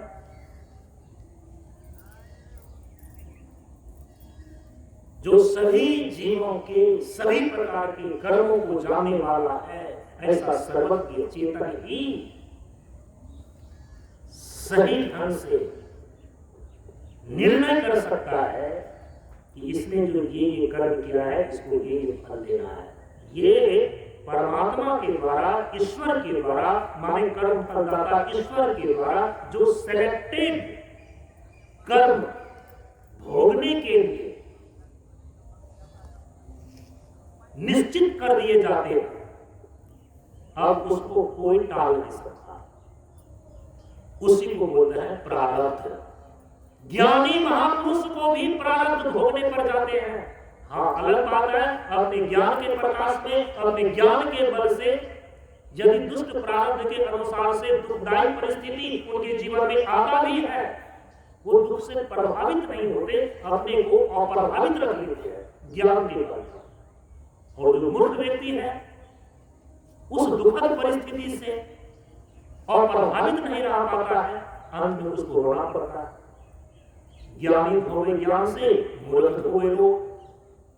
दुखद परिस्थिति में रो रो करके, बेहाल होकर के तब कहीं अपने को हल्का महसूस करता है। ज्ञानी मूर्ख की तरह रोता नहीं है, उनके आंख से आंसू नहीं गिरते, लेकिन वो भीतर से उस दुखद परिस्थिति में अपने दुष्ट प्रारब्ध को भगवान का प्रसाद मान करके स्वीकार करता है और अपने ज्ञान के बल से अपने आप को धो लेता है। मूर्ख की तरह चिल्लाता नहीं, अपने को शांत और स्थिर रखता है। कष्ट पर चिंता न करो, ये यूं ही आते जाते हैं। फूल सदा कांटों में खिलते, सेजों पर बोझ आ जाते हैं। कष्ट ही भगवान है, ईश्वर है, महाप्रभु है, इसकी सीमा स्वेच्छा से मौत तक है। इस ज्ञान के बल पर जो है कि ज्ञानी अपने आप को दुखद परिस्थिति से बचा लेता है और प्रभावित कर लेता है। अंदर की ओर दिखता है, लेकिन प्रारब्ध सबको भोगना पड़ता है। आपका किया गया कर्म ही, आपका प्रारब्ध कर्म ही जो फल देने के लिए उतारू हो चुका है, तैयार हो चुका है, उसको बोलते हैं भाग्य। इसीलिए परम पूज्य गुरुदेव ने हम सभी लोगों को कर्म के संबंध में जो दिशा निर्देश दिया, तो उसको लेकर मैंने एक कोटेशन बनाया। भाग्य की रेखा सुनिश्चित है अपनी कर्म गति पर, इसीलिए कर्मवाद से भाग्य को बदलो और विजय पाओ अपनी अवनति पर। इसीलिए जिसको आप अपना दुर्भाग्य कह रहे हैं, अपने भाग्य को आप दोष दे रहे हैं, आपका ये खराब कर्म पिछले प्रारब्ध के कारण से बना हुआ अभी का भाग्य है। यदि भाग्य सुनिश्चित है कर्म से, तो भाग्य को कैसे बदलेंगे? कर्म से ही बदलना होगा। भाग्य की रेखा सुनिश्चित है अपनी कर्म गति पर, कर्मवाद से भाग्य को बदलो और विजय पाओ अपनी अवनति पर। महापुरुषों का सहयोग हो सकता है, प्रेरणा हो सकता है, लेकिन करना तो आप ही को होगा, क्योंकि कर्महीनता की वेदी पर बदनसीबी की आग सुलगती है। ऐसे पुरुषार्थहीन जीवन अंगूठी और ताबीज के बीच उलझती है। आप इस भ्रम से बाहर हो जाइए कि कोई अंगूठी और ताबीज आके भाग्य को बदल देगा। तसल्ली दे सकता है, सांत्वना दे सकता है। कई बार व्यक्ति दुखद परिस्थिति में आकर के आत्महत्या न कर ले, इसलिए हमारे यहाँ वैदिक परंपरा के अंदर ही एक ज्योतिष विद्या है। यदि उसकी काल गणना ठीक ढंग से की जाए, तो ग्रह और नक्षत्र के कुप्रभाव को दूर करने के लिए रत्न धारण किए जाते हैं, कुछ वैसे अनुष्ठान किए जाते हैं, तो थोड़ी देर के लिए वो आपत्ति और विपत्ति दूर अवश्य होती है, लेकिन उसका वो तात्कालिक समाधान है, आत्यांतिक समाधान नहीं है। यदि आपका दुर्भाग्य आपके दुष्ट कर्म के कारण से, पिछले दुष्ट कर्म के कारण से तैयार हुआ है, बना है, तो आपका वह दुर्भाग्य सौभाग्य में बदलेगा आपके शुभ कर्म से। इसलिए आगे क्या बोल रहे परम पूज्य गुरुदेव, शुभ कार्य शीघ्रता आवश्यक है। कर्म का आप उपयोग करें, निकम्मा बनने से, अकर्मण्य बनने से आपके जीवन का समाधान नहीं है। सकल पदार्थ यही जगमाई, कर्महीन नर पावना। ठीक है, हम कर्म करने में प्रवृत्त हो गए। अब कर्म तो अच्छा भी होता है और कर्म बुरा भी होता है। बुरा कर्म के कारण से तो ही बुरा भाग्य बना, दुर्भाग्य बना। यदि ये कर्म का सिद्धांत आपको मालूम है कि हमारी परिस्थिति निर्मित होती है हमारे कर्मों से, यदि आज सुखद परिस्थिति है वो भी हमारे कर्म का ही परिणाम है, शुभ कर्म का परिणाम। यदि हमारे जीवन में आज दुखद परिस्थिति है वो भी हमारे ही कर्मों का परिणाम है, अशुभ कर्मों का परिणाम है। यदि कर्म का यह सिद्धांत आपको ध्यान में रहता है, यदि दुखद परिस्थिति के रूप में आपके पिछले अशुभ कर्म के कारण से आई हुई है, आप सत्कर्मों का अनुष्ठान करके, शुभ कर्मों का अनुष्ठान करके आप अपनी दुखद परिस्थिति को बदल सकते हैं। इसीलिए कर्मयोग के अंदर यह दूसरा बिंदु निश्चित किया जा रहा है कि अपने दुष्ट प्रारब्ध को, अपने दुर्भाग्य को, अपने दुखद परिस्थिति को आप शुभ कर्मों के अनुष्ठान से बदल सकते हैं। ये है कर्मयोग की साधना। अच्छा ठीक है, शुभ कर्म के द्वारा हमने दुखद परिस्थिति को दूर कर दिया। शुभ शुभ शुभ शुभ, क्या शुभ कर्म का महासागर भी खड़ा कर दें तो क्या जीवन का अंतिम समाधान इसमें मिल जाएगा? कहा कि नहीं, इस भूल में मत रहना। शुभ कर्म के अनुष्ठान से पिछले अशुभ कर्म के कारण से जो दुखद परिस्थिति बनी थी, केवल उसमें सुधार होगा, उसमें परिवर्तन होगा। शुभ कर्म से शोभन परिस्थिति का निर्माण होगा, लेकिन परिस्थिति से तुम बाहर नहीं हो पाओगे। इस चीज को समझिएगा। कर्म केवल परिस्थितियां बदलती है। शुभ कर्म करेंगे तो शोभन परिस्थिति और सुंदर परिस्थिति बन जाएगी, और यदि आप अशुभ कर्म करते हैं, बुरा कर्म करते हैं, इससे आपको दुखद परिस्थिति तैयार होगी, बुरी परिस्थिति आपके जीवन में तैयार होगी। परिस्थिति के निर्माण के पीछे आपके कर्म का ही बल है। इसीलिए कर्म के बल से केवल परिस्थितियां आप बदल सकते हैं, परिस्थिति से बाहर नहीं हो सकते। एक है बाहर परिस्थिति, एक है आपके भीतर मन स्थिति, बाहर की परिस्थिति और आपके अंदर मन स्थिति, दोनों से परे एक होती है आत्म स्थिति। बाहर की परिस्थिति और बाहर की परिस्थिति आपको प्रभावित नहीं कर सकती है यदि आपकी मन स्थिति मजबूत हो। भगवान श्री राम के जीवन में आए, रात में घोषणा होती है कि अयोध्या के सिंहासन पद पर भगवान श्री राम का राज्याभिषेक होगा, और सुबह होते होते उनको समाचार मिलती है कि नहीं 14 वर्षों के लिए वनवास था। भगवान श्री राम के मन से जाकर के पूछिए उनकी मन स्थिति कैसी है। उनके मन में कोई शिकायत नहीं है, सारे के सारे अयोध्यावासी हो रहे हैं, घर के सारे लोगों में कोहराम मच गया। ब्रह्म ऋषि वशिष्ठ भी विलखी कहीं मुनिनाथ। ऐसी विपद परिस्थिति को देख करके ब्रह्मर्षि वशिष्ठ भी अपने भीतर से विलख जाते हैं। लेकिन भगवान श्री राम की मन स्थिति कैसी है? राम भगवान से जाकर के पूछिए और रामचरितमानस में जाकर के पढ़िए तो गोस्वामी जी आपको बताएंगे उस समय भगवान राम की मन स्थिति कैसी थी। सोचिए, बाहर की परिस्थिति तो बिल्कुल पलट गई थी, कहां राज्याभिषेक और कहां 14 वर्ष का वनवास। लेकिन गुरुजनों की कृपा से, स्वयं की साधना से ऐसी मन स्थिति भगवान श्री राम ने प्राप्त की थी। जब उनसे पूछा गया कि आपको तो 14 वर्ष का वनवास हो रहा है, पिता ने ऐसा वचन दे दिया, आपकी माता कैकेयी को, जिसके कारण से 14 वर्ष का वनवास हो रहा है, भगवान ने क्या उत्तर दिया? उन्होंने कहा कि मेरी मन स्थिति, भगवान की मन स्थिति में कोई शिकायत और कोई शिकवा नहीं है। पिता दिन ही मोहि कानन लाजू। अरे पिताजी अयोध्या का राज दे रहे थे, रात में घोषणा किए थे, अब सुबह ने यदि वचन दे दिए हैं, उस वचन के अनुसार से पिता के मुख से हमको कहवाया जा रहा है 14 वर्ष का वनवास, तो पिता दिन्ही मोहि कानन राजू। फिर भी हम तो राजा ही हैं, अंतर केवल यही है, अब अयोध्या के राजा नहीं है बल्कि हम जंगलों के राजा हैं। इसको बोलते हैं मन स्थिति। बाहर की परिस्थिति से वो डमाडोल नहीं होता, जिनका मन स्थिति इस प्रकार से तैयार होता है।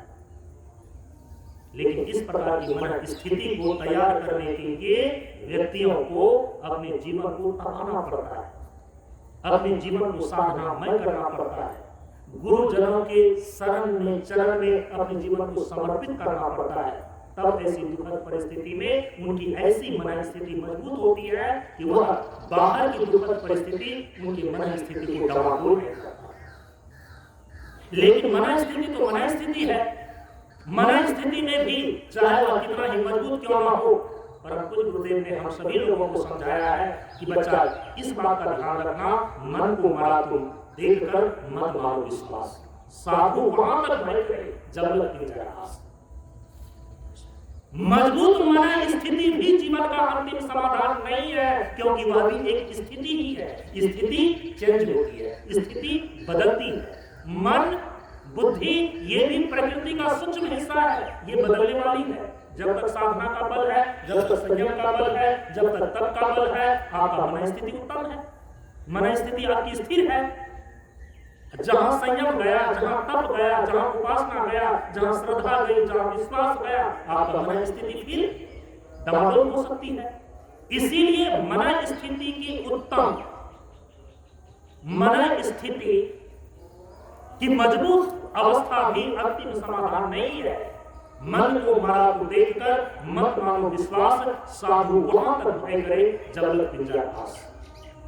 हम मन स्थिति से भी परे होकर के स्वरूप अवस्थिति में जाते हैं। हमारे सभी महापुरुषों का यह अनुभव रहा है कि वही जीव अपने जीवन की सारी समस्याओं का अंतिम समाधान पा सकता है जो मन स्थिति को पार करके अपनी आत्म स्थिति में, अपनी स्वरूप अवस्थिति में स्थित है। इसीलिए या तो आज आप अपने मन के द्वारा परिस्थिति के साथ जी रहे हैं। यदि थोड़ा सा संयम, साधना, तप का बल है तो बाहर की परिस्थिति से अप्रभावित होकर के अपनी मन स्थिति में जी रहे हैं। मजबूत मन स्थिति, संयमित मन स्थिति, दिव्य मन स्थिति में आप जी रहे हैं। लेकिन आपके जीवन का अंतिम समाधान है आत्म स्थिति में। आपके जीवन का अंतिम समाधान है स्वरूप अवस्थिति में। आपके जीवन का अंतिम समाधान है परमात्म स्थिति में। तो शुभ कर्म के द्वारा क्या होगा? शोभन परिस्थिति का निर्माण होगा। और शोभन परिस्थिति के विषय में एक मानव जितना सोच सकता है कि ऐसा शरीर होना चाहिए, परिस्थिति को लेकर के ये भोगने के सामान होने चाहिए, ये इंतजाम होने चाहिए, हमारे जितने भी लोग हैं, नौकर चाकर हैं, वो अनुकूल होना चाहिए, जितने भी बाल बच्चे हैं, जितने भी रिश्तेदार कुटुंब हैं, वो हमारे से प्रेम करने वाले होने चाहिए। जितना एक मानव की बुद्धि शोभन परिस्थिति के विषय में कल्पना कर सकती है, सोच सकती है, उसी के साकार रूप का नाम है स्वर्ग। हमारे शास्त्रों में कहा कि स्वर्ग क्या है? तो किसी ने कहा कि सौशरी तो स्वर्ग जा नहीं पाते, और जो स्वर्ग चला गया सौशरी वहां से उतर करके यहाँ बताने के लिए आता नहीं। तो हम कैसे जाने कि स्वर्ग में क्या होता है और नरक में क्या होता है? हम तो पहले ही आपको बता करके आए हैं, तस्मात् शास्त्र प्रमाण। जहां आपकी पहुंच नहीं है, जहां न जाए रवि और वहां जाए कवि। तो शास्त्र में तत्वदर्शी व्यक्तियों की दृष्टि ने जो चीज देखी है उसका सहारा ले लीजिए ना। क्यों इतना टेंशन लेते हैं, क्यों तनाव लेते हैं कि आगे क्या होता है मरने के बाद? शास्त्र प्रमाण है ना। महाभारत में लिखा हुआ राजा ययाति के संदर्भ में, प्रसंग में विस्तार से स्वर्ग का वर्णन है। महाभारत में कभी मौका मिले तो जाकर के पढ़िए। मानव बुद्धि एक शोभन परिस्थिति के विषय में जितनी कल्पना कर सकता है, उसी के साकार रूप का नाम है स्वर्ग। वहां शरीर की जल्दी मृत्यु नहीं होगी, शरीर कभी बीमार नहीं पड़ता। यही तो आप चाहते हैं, इतना हॉस्पिटल बनावे, इतना जो है कि हम शरीर को तंदुरुस्त रखें, ये रोगी ना हो। परिस्थिति कैसी चाहते हैं कि शरीर बिल्कुल स्वस्थ रहे, संबंधी हमसे प्रेम करें, जिस चीज को भोगते हैं वो बिल्कुल उत्तम हो। तो स्वर्ग में जितने भी भोग हैं सब दिव्य उत्तम, इंद्रियों में भोगने की अपार क्षमता हो। देव शरीर में भोग्य पदार्थों को भोगने की असीम सामर्थ्य होता है। वो घ्राणभक्ष होते हैं, वो केवल भोग्य पदार्थों का गंध से ही उनके साथ सर्वस्व को खींच लेते हैं। इसीलिए मलमूत्र का त्याग देवता लोग नहीं करते।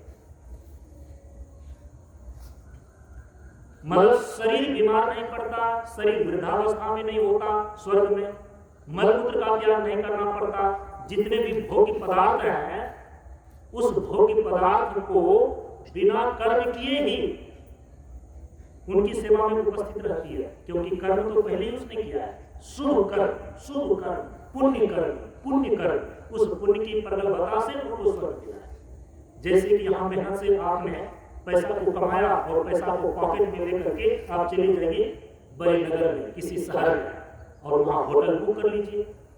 केवल ऑर्डर करते जाएंगे, जो जो चीज खाने के लिए मांगे वो चीज आपको मिलता जाएगा, क्योंकि आपने पैसा तो पहले ही पे कर दिया है होटल में।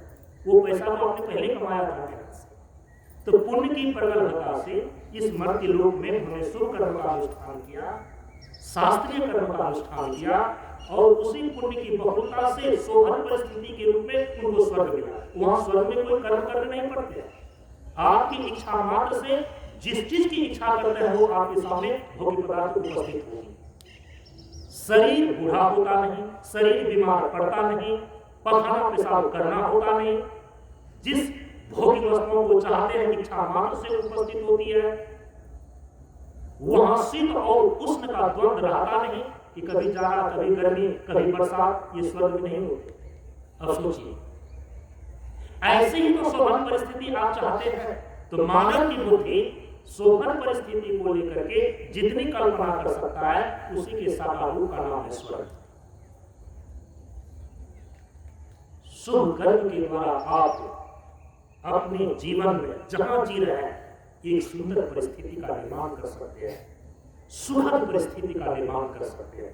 इसलिए परम पूज्य गुरुदेव कहते हैं कि शुभ कर्म में शीघ्रता आवश्यक है।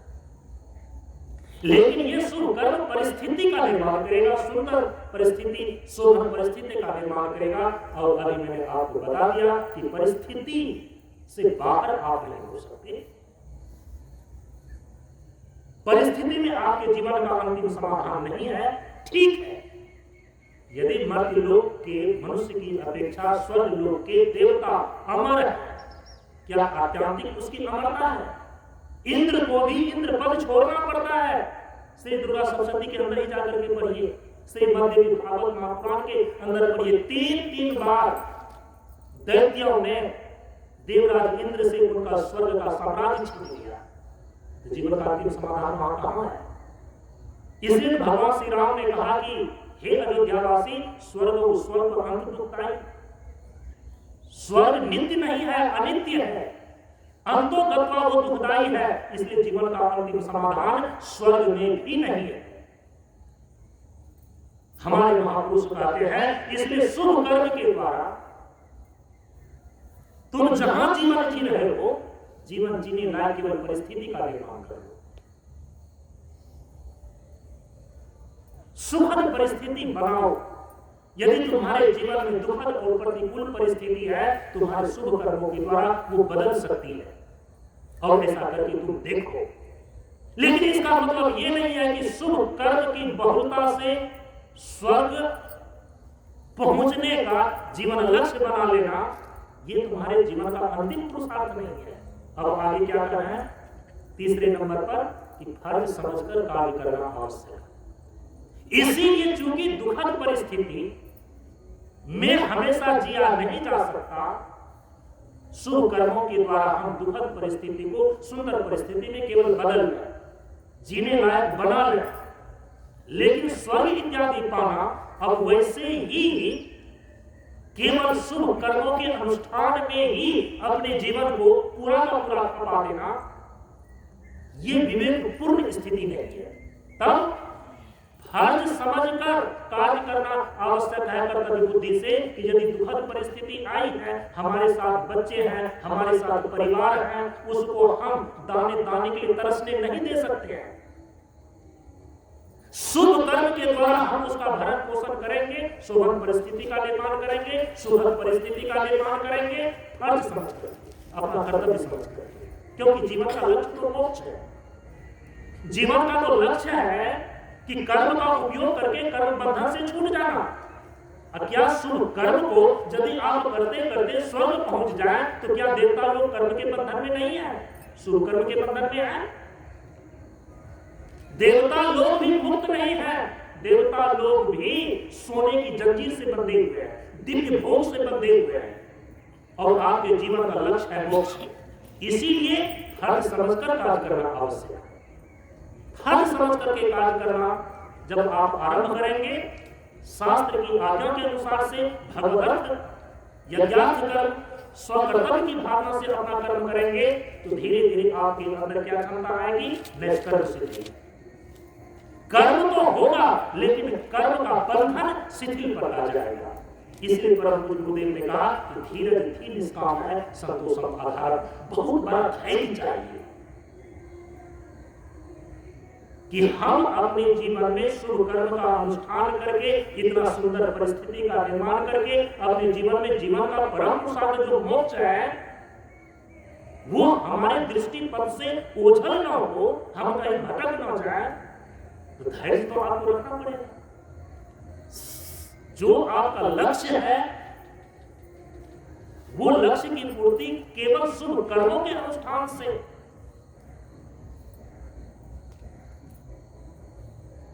पूरा नहीं हो सकता।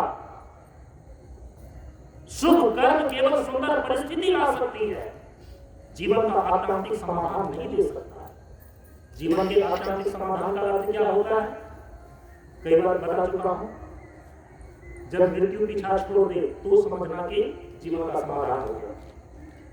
जब अज्ञान किसी प्रकार की मूर्खता न रह जाए तो समझना कि जीवन का समाधान हो गया। जब दुखों की आत्यांतिक निवृत्ति हो जाए तो समझना कि जीवन का समाधान हो गया।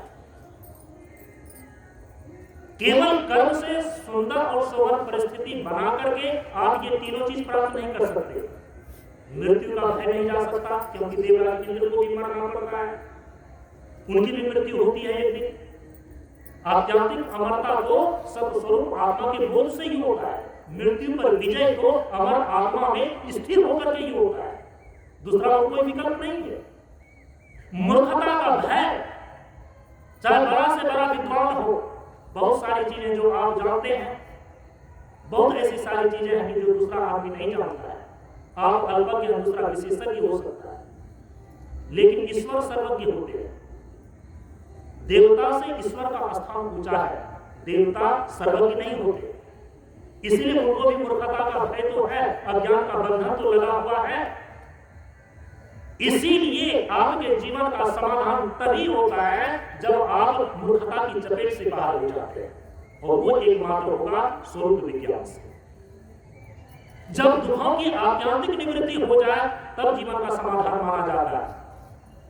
कई बार देखा जाता है कि देवता लोगों में ईर्ष्या होती है, देवता लोगों में प्रतिस्पर्धा होती है, देवता लोगों में मानसिक संताप देखे जाते हैं। तो दुख का जिस साधन के अभाव में मर्त्य लोक में लोग दुख भोगते हैं, उस प्रकार का दुख भले ही स्वर्ग में देवता को नहीं है, लेकिन देवता को अलग प्रकार का दुख है। क्योंकि दुख तीन प्रकार के होते हैं, आदि भौतिक, आदि दैविक और आध्यात्मिक। आध्यात्मिक दुख मानसिक स्तर पर देवताओं को भी प्राप्त है। तो दुख की आध्यात्मिक निवृत्ति नहीं हुई तो जीवन का समाधान था। इसीलिए कहा कि फल समझकर कार्य करना आवश्यक है। इससे धीरे धीरे क्या होगा कि आपके अंदर निष्कर्म, कि कर्म तो हम करते हैं लेकिन कर्म का बंधन धीरे धीरे शिथिल पड़ता जाएगा। कर्माशक्ति, फलाशक्ति और अहंकृति, ये तीनों जब शिथिल पड़ जाता है ना, ये तीनों दोष जब कर्म से विगलित हो जाते हैं ना, तब उस समय कर्म केवल आपके शरीर, देह, इंद्रिय, प्राण और अंतःकरण के द्वारा प्रकृतिगत वो चीजें केवल दोहराई जाती है।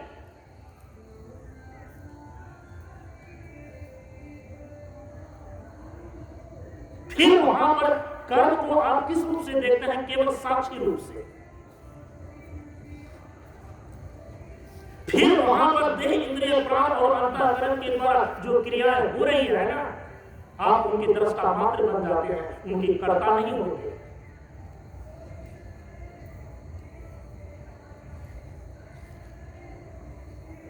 और क्या कह सकते हैं? गुना गुणेषु वर्तन्ते इति मत्वा न सज्जते। भगवान श्री कृष्ण ने कहा निष्कर्म सिद्धि के स्वरूप में कि गुना गुणेषु वर्तन्ते इति मत्वा न सज्जते।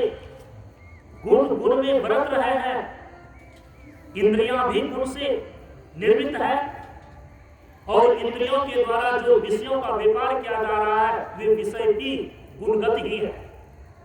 तो गुण गुण में बरत रहा है, केवल इस चीज को वह दृष्टा भाव से देखता है, इसलिए किसी क्रिया का वह कर्ता नहीं होता। और जब किसी क्रिया का कर्ता नहीं होते बल्कि हर एक क्रिया का आप दृष्टा और साक्षी मात्र होते हैं, उस स्थिति में जो देह इंद्रिय के द्वारा प्रकृतिगत स्वभावगत चेष्टाएं हो रही है, कर्म हो रहा है, उस कर्म के संपादन का संज्ञा निष्काम कर्म है। यदि इस निष्काम कर्म तक आप पहुंच जाते हैं तो फिर कर्म का उपयोग करके ही आप कर्म के बंधन से छूट जाते हैं। इसको बोलते हैं कर्मयोग की साधना। ये हो गई सत्संग की त्रिवेणी की पहली धारा। अब आइए थोड़ा सा दूसरी धारा को देखते हैं। दूसरी धारा है भक्ति योग। भक्ति योग के संबंध में परम पूज्य गुरुदेव ने अपने उपदेशों में कुछ निर्देश दिए हैं, उसको ध्यान में ले लीजिए। भक्ति का सीधा मतलब होता है जब आप अपने आप को श्रेष्ठ के प्रति, उच्च के प्रति, किसी सर्वोच्च सत्ता के प्रति अपने आप को समर्पित करते हैं, उनके प्रति आपका भावनात्मक संबंध होता है, तो हम उसको भक्ति बोलते हैं। कुछ देर पहले मैं कहा करके आया कि भक्ति और आसक्ति दोनों में अंतर किया है। भक्ति को हम प्रेम के अर्थ में भी प्रयोग करते हैं। भक्ति अथवा प्रेम या आसक्ति दोनों में अंतर क्या है? जब आपका भावनात्मक संबंध निकृष्ट चीजों के प्रति होती है, जो आपके जीवन में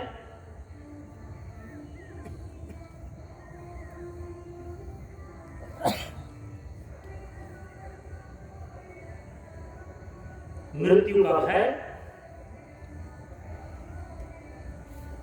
जड़ता और दुख का हेतु बनता है, हम उसको आसक्ति बोलते हैं।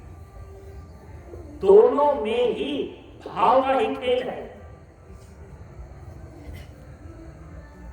भाव से ही हम जुड़ते हैं। परम पूज्य गुरुदेव ने कहा कि हम किसी से भी जो जुड़ते हैं ना, हमारा जो संबंध होता है ना, वो भाव का ही संबंध होता है। पति पत्नी का यदि भाव नहीं है तो सामाजिक स्तर पर भले पति पत्नी मानते हैं, यदि पति पत्नी का एक दूसरे के प्रति भाव नहीं है तो पति पत्नी का संबंध समझ में मर चुका है। एक पिता पुत्र है, पिता पुत्र का आनुवांशिक उनका संबंध माना जा सकता है, लेकिन पिता पुत्र का यदि परस्पर प्रेम नहीं है तो पिता पुत्र का संबंध वहीं मर चुका है। जिससे आपको प्रेम हो जाता है, देखिए कई बार यदि उससे लगाव, उससे प्रेम का पल्ला भारी पड़ गया, तो जिससे आपने जन्म लिया, माता पिता को छोड़ करके बच्चे चले जाते हैं। इससे क्या सिद्ध होता है? जो संबंध है ना, वो भाव का खेल है। भावनात्मक संबंध जब निकृष्ट चीजों के या निकृष्ट वस्तु से होती है,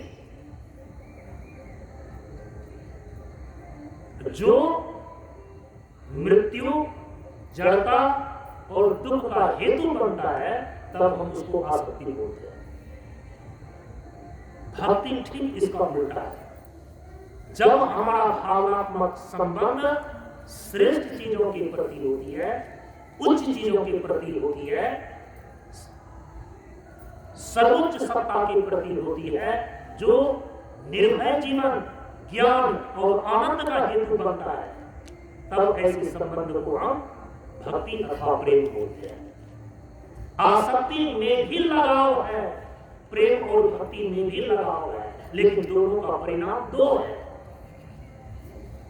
हमारा इमोशनल अटैचमेंट, हमारा भावनात्मक संबंध यदि निकृष्ट चीजों के प्रति, निकृष्ट व्यक्ति के प्रति, निकृष्ट सत्ता के प्रति होती है, जो हमारे जीवन में मृत्यु का कारण हो जाए, जो हमारी जड़ता और अज्ञानता का कारण बन सकता है, और जो हमारे दुख का कारण बन सकता है, तब हम उसको आसक्ति बोलते हैं। प्रेम और भक्ति ऐसे भावनात्मक संबंध को बोलते हैं जब हमारा भावनात्मक संबंध श्रेष्ठ के प्रति हो, सर्वोच्च सत्ता के प्रति हो, उच्चता के प्रति हो, जो हमारे जीवन में निर्भय जीवन, ज्ञान और प्रकाश का कारण बनता है, हेतु बनता है, तब ऐसे भावनात्मक संबंध को प्रेम और भक्ति बोलते हैं। और किसी से प्रेम है और किसी से भक्ति है, और वहां श्रेष्ठता की भी बुद्धि नहीं है, उच्च बुद्धि नहीं है, तो फिर वो भक्ति नहीं कही जाती। समझ रहे इस चीज को? तो कहा कि भक्ति का जो केंद्रीय बिंदु है ना, वो है श्रेष्ठता के प्रति समर्पण। भक्ति का जो केंद्रीय चीज है ना, वो है उच्चता के प्रति समर्पण, स्वयं का भावनात्मक संबंध सर्वोच्च के प्रति बढ़ाना, हम उसको भक्ति बोलते हैं। इसीलिए वो भक्ति हमारा परिवार से शुरू होकर के अंत में परमात्मा तक पहुंच जाता है। मातृभक्त होते हैं, हम पितृभक्त होते हैं, राष्ट्रभक्त होते हैं, गुरु भक्त होते हैं। इन सारे भक्तियों के द्वार से होते हुए हम आखिर कहां तक पहुंचना चाहते हैं? जो सर्वोच्च सत्ता ईश्वर है वहां तक पहुंचना चाहते हैं, क्योंकि ईश्वर अंश जीव अविनाशी। अंश का अपने अंशी के तरफ स्वाभाविक आकर्षण होता है। एक आग की चिंगारी जब उठती है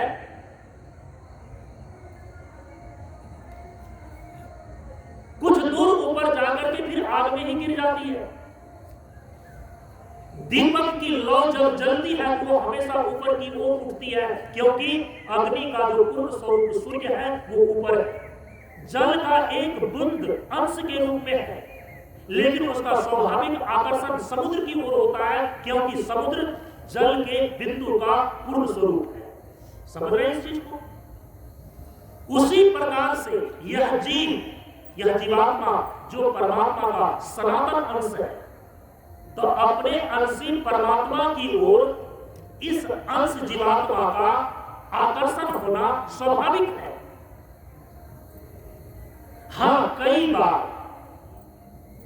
हम अपने इस स्वाभाविक आकर्षण को संसार के आकर्षण को बना करके अनुभव नहीं कर पाते। संसार के आकर्षण में, विषय के आकर्षण में इस जीव का अपने पूर्ण स्वरूप ईश्वर के प्रति जो स्वाभाविक आकर्षण है, इसको अनुभव नहीं कर पाते। और यदि आप अनुभव नहीं कर पाते, सही ढंग से देख नहीं पाते, तो इसका मतलब ये नहीं है कि इस जीव का अपने पूर्ण स्वरूप परमात्मा के प्रति स्वाभाविक आकर्षण है कि नहीं। एक क्षण मात्र भी परमात्मा के प्रकाश के बिना कोई जीवात्मा अपने जीवन में अस्तित्व नहीं रख सकता। आप समझ रहे हैं? इसीलिए मैंने आपको कहा कि भक्ति का जो केंद्रीय बिंदु है वह श्रेष्ठता के प्रति स्वाभाविक समर्पण, सर्वोच्च सत्ता के प्रति स्वयं का समर्पण, यह है स्वाभाविक। लेकिन संसार के विषयों में आसक्त होने के कारण से, भटक जाने के कारण से, अज्ञानता और मूर्खता के कारण से हम उस स्वाभाविक आकर्षण को, उस स्वाभाविक प्रेम को, उस स्वाभाविक लगाव को हम अनुभव नहीं कर पाते। ये जीव ईश्वर के प्रति जो स्वाभाविक प्रेम है, भक्ति है, आकर्षण है, कई बार संसार के विषयासक्ति के कारण से, देहासक्ति के कारण से अनुभव नहीं कर पाता है, अंतर केवल दिखता है। इसीलिए नवधा भक्ति में जो भी 9 प्रकार की विधियां बताई गई है, उसके द्वारा हम करते क्या है? जो इस जीवात्मा का सनातन परमात्मा से स्वाभाविक आकर्षण है, अंशी होने के कारण, जो स्वाभाविक इनका उसकी ओर लगाव है, हम केवल उसी को नवधा भक्ति में बताई गई 9 विधियों के द्वारा उसी संबंध को, उसी एहसास को, उसी अनुभूति को हम केवल ताजा करते हैं, साफ करते हैं और स्पष्ट करते हैं। तो परम पूज्य गुरुदेव ने इसीलिए कहा कि भेद सर्वदा शांत भाव हो, सम्मुख जीव भाव। ये सबसे गहरी चीज। यह जीव जो अंश रूप में है, अपने अंशी सर्वोच्च सत्ता परमात्मा के प्रति स्वाभाविक रूप से इनका आकर्षण और लगाव तो है ही, लेकिन संसार के विषयों के आसक्ति के कारण से, देहासक्ति के कारण से जो थोड़ी देर के लिए भटक गया है, मानो तो विमुख सा हो गया है, इस जीवात्मा अंश का अपने पूर्ण स्वरूप परमात्मा अंशी की ओर सम्मुख हो जाना, अपने मुख को अपने स्वरूप की ओर कर लेना सम्मुखता है। हम इसको बोल रहे हैं भक्ति, सम्मुख जीव महान। अपनी महानता, अपनी पूर्ण स्वरूपता, अपनी सर्वोच्च अंशी के प्रति जो सम्मुखता है, अभिमुखता है, उसकी ओर अपने मुख को करना है। संसार के विषयों से, देहासक्ति से अपनी नजर को फेर कर, हटाकर अपने स्वरूप की ओर जो उन्मुखता है, अपने ईश्वर की ओर जो स्वाभाविक आकर्षण है, उसको बनाए रखना, ये है भक्ति का सबसे पहला चरण। भेद सर्वदा शांत भाव को सम्मुख जीवा। चलो ये बातें हो गई, तो अब करें तो क्या करें? इसके बाद कहते हैं कि जब इस जीव का सम्मुखता अपने पूर्ण स्वरूप ईश्वर की ओर हो जाता है, तो प्रेम और भक्ति तो हो गया, स्वाभाविक आकर्षण है, उसको एहसास कर लिया। अब दुनिया की कोई ताकत उससे उसको हटा ही नहीं सकता। मीरा को हो जाता है, सूरदास को हो जाता है, प्रहलाद को हो जाता है। कल ही हम सभी लोगों ने होलिका दहन किया, होलिका का दहन हो गया, लेकिन उसी आग में प्रभु का स्मरण करते हुए राम नाम लड्डू, गोपाल नाम घी, हरि नाम मिश्री, घोर घोर पी, ये कहते हुए प्रहलाद उसी आग में जला नहीं बल्कि और जलकर के कुंदन बन गया, पूरे संसार में वो चमक गया। इसलिए परम पूज्य गुरुदेव कहते हैं कि कष्ट ही भगवान है, ईश्वर है और महाप्रभु है, इसकी सीमा स्वेच्छा से मौत तक है। जब इस जीव का स्वाभाविक आकर्षण अपने पूर्ण अंश से ईश्वर के प्रति हो जाता है ना, अब उनके जीवन में जितने भी प्रकार के कष्ट आते हैं,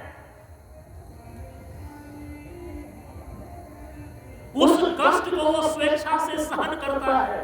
मीरा ने सहन की, सूरदास ने सहन किया, प्रहलाद ने सहन किया। आज लोगों ने एक भ्रम पाल करके रखा है कि भगवान की भक्ति करेंगे तो हमारे जीवन में फिर दुख आना ही नहीं चाहिए। किसने कहा नहीं आना चाहिए? अरे कष्ट को भगवान बना लीजिए ना। कष्ट को कष्ट क्यों मानते हैं? भगवान का भक्त कष्ट को कष्ट नहीं मानता है, वो भगवान का प्रसाद मानता है। और यदि आप भगवान की भक्ति करते हुए आए हुए कष्ट को, दुख को कष्ट और दुख ही मान रहे हैं, भगवान का प्रसाद नहीं मान रहे हैं, इसका मतलब है कि सही मायने में आप भक्त बने ही नहीं। मीरा को जाकर के पूछिए ना, सूरदास को जाकर के पूछिए ना, प्रहलाद को जाकर के पूछिए ना। पहाड़ों से गिराया गया, मीरा को घर से जो है कुल कलंकनी कह करके निकाल दिया गया। सूरदास जी को जाकर के पूछिए ना, क्या आपको कष्ट हो रहा है? कहा कि नहीं, कष्ट सह मस्त है। वो भगवान का प्यारा भक्ति का ऐसा पीता है ना कि दुनिया का दुख व्यापता ही नहीं है उनको। इसीलिए कभी आप ये ना सोचना यदि हम भगवान की भक्ति करेंगे तो हमारे जीवन में कष्ट नहीं आएगा। अरे माता कुंती ने तो कष्ट ही मांग लिया कृष्ण से। जब कृष्ण ने कहा कि बुआ कुछ मांगो, तो माता कुंती ने कहा कि यदि आप देना ही चाहते हो तो मुझे कष्ट दे दो। भगवान श्री कृष्ण ने कहा कि पगला नहीं हो, मैं देने के लिए तैयार हूं। और सारे लोग सुख मांगता है, संपत्ति मांगता है और तुम कष्ट मांग रही हो। माता कुंती ने कहा मैं सोच समझ करके मांग रही हूं। यदि देना चाहते हो हे कृष्ण मेरे जीवन में कष्ट दे दो, क्योंकि सुख के माथे स्थिर परे जो हृदय से नाम भुला, बलिहारी माधुर की जो पल पल नाम रखा है। इसलिए परम पूज्य गुरुदेव कहते हैं कि कष्ट ही भगवान है, ईश्वर है और महाप्रभु है, इसकी सीमा स्वेच्छा से मौत तक है। ये प्रहलाद के जीवन में आप देख सकते हैं, मीरा के जीवन में देख सकते हैं। ऐसी लागी लगन मीरा हो गई मगन, वो तो गली गली हरि गुण गाने लगी, बैठी संतों के संग रंगी मोहन के रंग। अब होली में तो अलग अलग प्रकार के रंग होते हैं, लेकिन आपको योग स्तर से मालूम है मीरा जिस रंग में रंग गई वो तो प्रभु का रंग था, वो तो मोहन का रंग था। मीरा दीवानी कहाने लगी, ऐसी लागी लगन मीरा हो गई मगन, वो तो गली गली हरि गुण गाने लगी। पांचों तत्वों से बना आपका शरीर, उसी पांचों तत्व की आभा पांच रंग के रूप में आपके शरीर के अंदर काम कर रही है। क्योंकि इस बार प्रसंग अलग था, होली पर कोई चर्चा नहीं हो सकी। देखिए यहाँ पर भी थाली में मैंने 5 प्रकार के रंग रखे, ठीक है, इस रंग को आपके माथे पर लगाया जाएगा, लगाना चाहिए, क्योंकि हमारी संस्कृति उत्सव है, लेकिन इसके आध्यात्मिक स्वरूप को भी समझना चाहिए। मीरा जिस रंग में रंग गई, प्रहलाद जिस रंग में रंग गया, सूरदास जिस रंग में रंग गए, यदि उस रंग से अपने आप को नहीं रंगते हैं, ये सारे रंग बेकार हो जाते हैं। संत घर सदा दिवाली, 12 मास बसंत, जिस पर प्रेम रंग चढ़े उनके रंग अनंत। यही तो मैसेज मैंने सभी लोगों को लिख करके दिया है। सोचिए, आपके शरीर के अंदर जो परमात्मा का द्वारा चढ़ाया गया 5 रंग है, अरे उसको थोड़ा सा उभारिए, उसको थोड़ा सा निखारिए, जिससे मीरा ने निखारी उभारी, संसार के सारे रंग फीके पड़ जाते हैं। संसार के सारे लोग जब आपके भीतर के 5 रंग उभरेंगे ना, संसार की सारी नजर आपके ऊपर होगी, जिससे पूरी दुनिया की नजर आज मीरा पर, सूरदास पर, प्रहलाद पर। उन्होंने कष्ट को कभी कष्ट नहीं माना, कष्ट सहन मस्त है, कष्ट ही भगवान है, ये महामंत्र जप है, इसकी स्वेच्छा, इसकी सीमा स्वेच्छा से मौत तक है, इतना धैर्य है। कष्ट पर चिंता न करो, ये यूं ही आते जाते हैं, फूल सदा श्वासों में खिलते, सेजों पर मुरझा जाते हैं। क्या कहता है सुन रहे हो, उठ उठ गिर गिर मृदुल तरंग, भर लो अपने मन में मीठे मीठे मृदुल तरंग। जो भक्त में सराबोर हो जाता है ना, भक्ति की भावना में जो भक्त सराबोर हो जाता है ना, दुनिया का जो कष्ट है उसके ऊपर व्यापता नहीं है, कष्ट आता अवश्य। इसलिए दिमाग से, अपनी मान्यता से इस बात को हटा ले कि हम भगवान की भक्ति करेंगे तो हमारे जीवन में दुख नहीं आएगा, ऐसा नहीं होगा। दुख आएगा, लेकिन दुख झेलने की क्षमता आपके हृदय में भगवान इतनी अपार मात्रा में दे देते हैं। आगे बताते हैं, इसीलिए जब वो कष्ट यदि आपके जीवन में आ जाए ना, आपकी मस्ती कैसे छाई हुई रहेगी, उसका सूत्र आगे तीसरे में बता रहे हैं।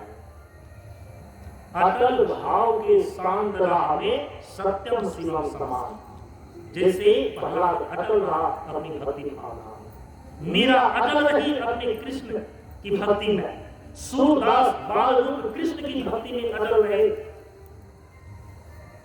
भगवान के अस्तित्व पर पूर्ण भरोसा और अटल विश्वास रखना, यही तो भक्ति की पूंजी है।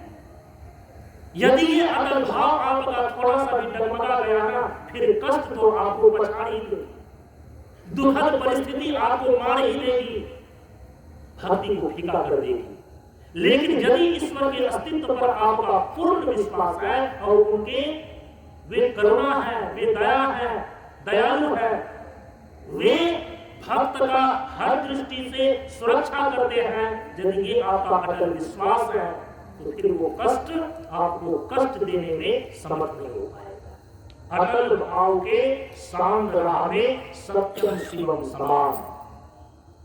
जो सत स्वरूप परमात्मा है, शिव स्वरूप परमात्मा है, आनंद स्वरूप परमात्मा है, वो तो केवल उसी का रास्ता पान कर रहे हैं, उसी के भाव में हमेशा डूबा पड़ा है।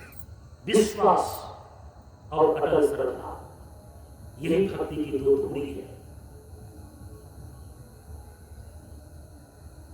तब जाकर के आपके अंदर एक ऐसी क्षमता आएगी कि ये भावनाएं जब व्यक्तिगत रूप से शिकवा शिकायत से दूर हो जाएगी ना, अपने इष्ट से, अपने ईश्वर से शिकवा शिकायत की भावना जब दूर हो जाएगी ना, आपके अंदर हृदय में उसी भक्ति और प्रेम की भावना से इतना हृदय आपका पवित्र होगा, शुद्ध होगा। बताते हैं राग और द्वेष ये दोनों चले जाते हैं। भक्त के हृदय में राग और द्वेष नहीं होता है। राग का मतलब होता है मोह, आसक्ति, द्वेष का मतलब होता है ईर्ष्या। निष्पक्षी को भक्ति है। अब देखिए चौथे बिंदु, निष्पक्षी का मतलब ही होता है कि उनका अंतःकरण राग और द्वेष से रहित हो जाता है। क्योंकि यदि राग है तो आप किसी के पक्ष में खड़े होंगे जिसके प्रति आपका राग होगा, आप उसके पक्ष में खड़े हो जाए। और जिनसे आपको द्वेष होगा ना, जिसके प्रति द्वेष होता है उसके विपक्ष में वह खड़ा होता है। जो भक्त होता है ना, चूंकि वह राग और द्वेष से रहित हो जाता है, भक्ति के कारण उसका हृदय पवित्र हो चुका है। न राग है न द्वेष है, इसीलिए वह निष्पक्ष है। न किसी के पक्ष में खड़ा है, न किसी के विपक्ष में खड़ा है, वह निष्पक्ष है। और ये उच्च स्थिति है। रामचरितमानस के अंदर भगवान राम ने नवधा भक्ति में माता सबरी को उपदेश करते हुए कहा है,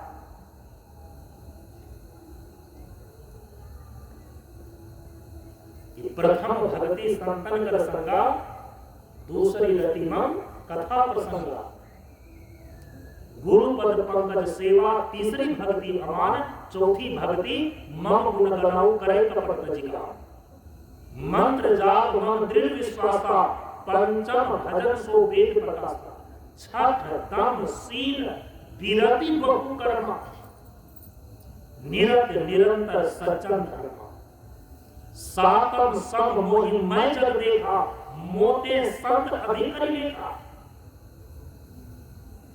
आठम यथा लाभ संतोषा, सपने को नहीं देखा नहीं पर दोषा। ये है निष्पक्षता। नवम सरल सब सन, नवम सरल सब संछल हीना, मम भरोसिया हर्ष न दिना। इसलिए तो परम पूज्य गुरुदेव ने पहले कहा कि अटल भाव के साथ राम है।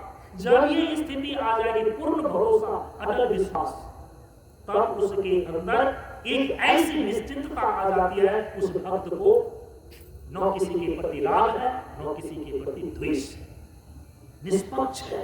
निष्पक्षी को भक्ति है, निर्मोही को ज्ञान।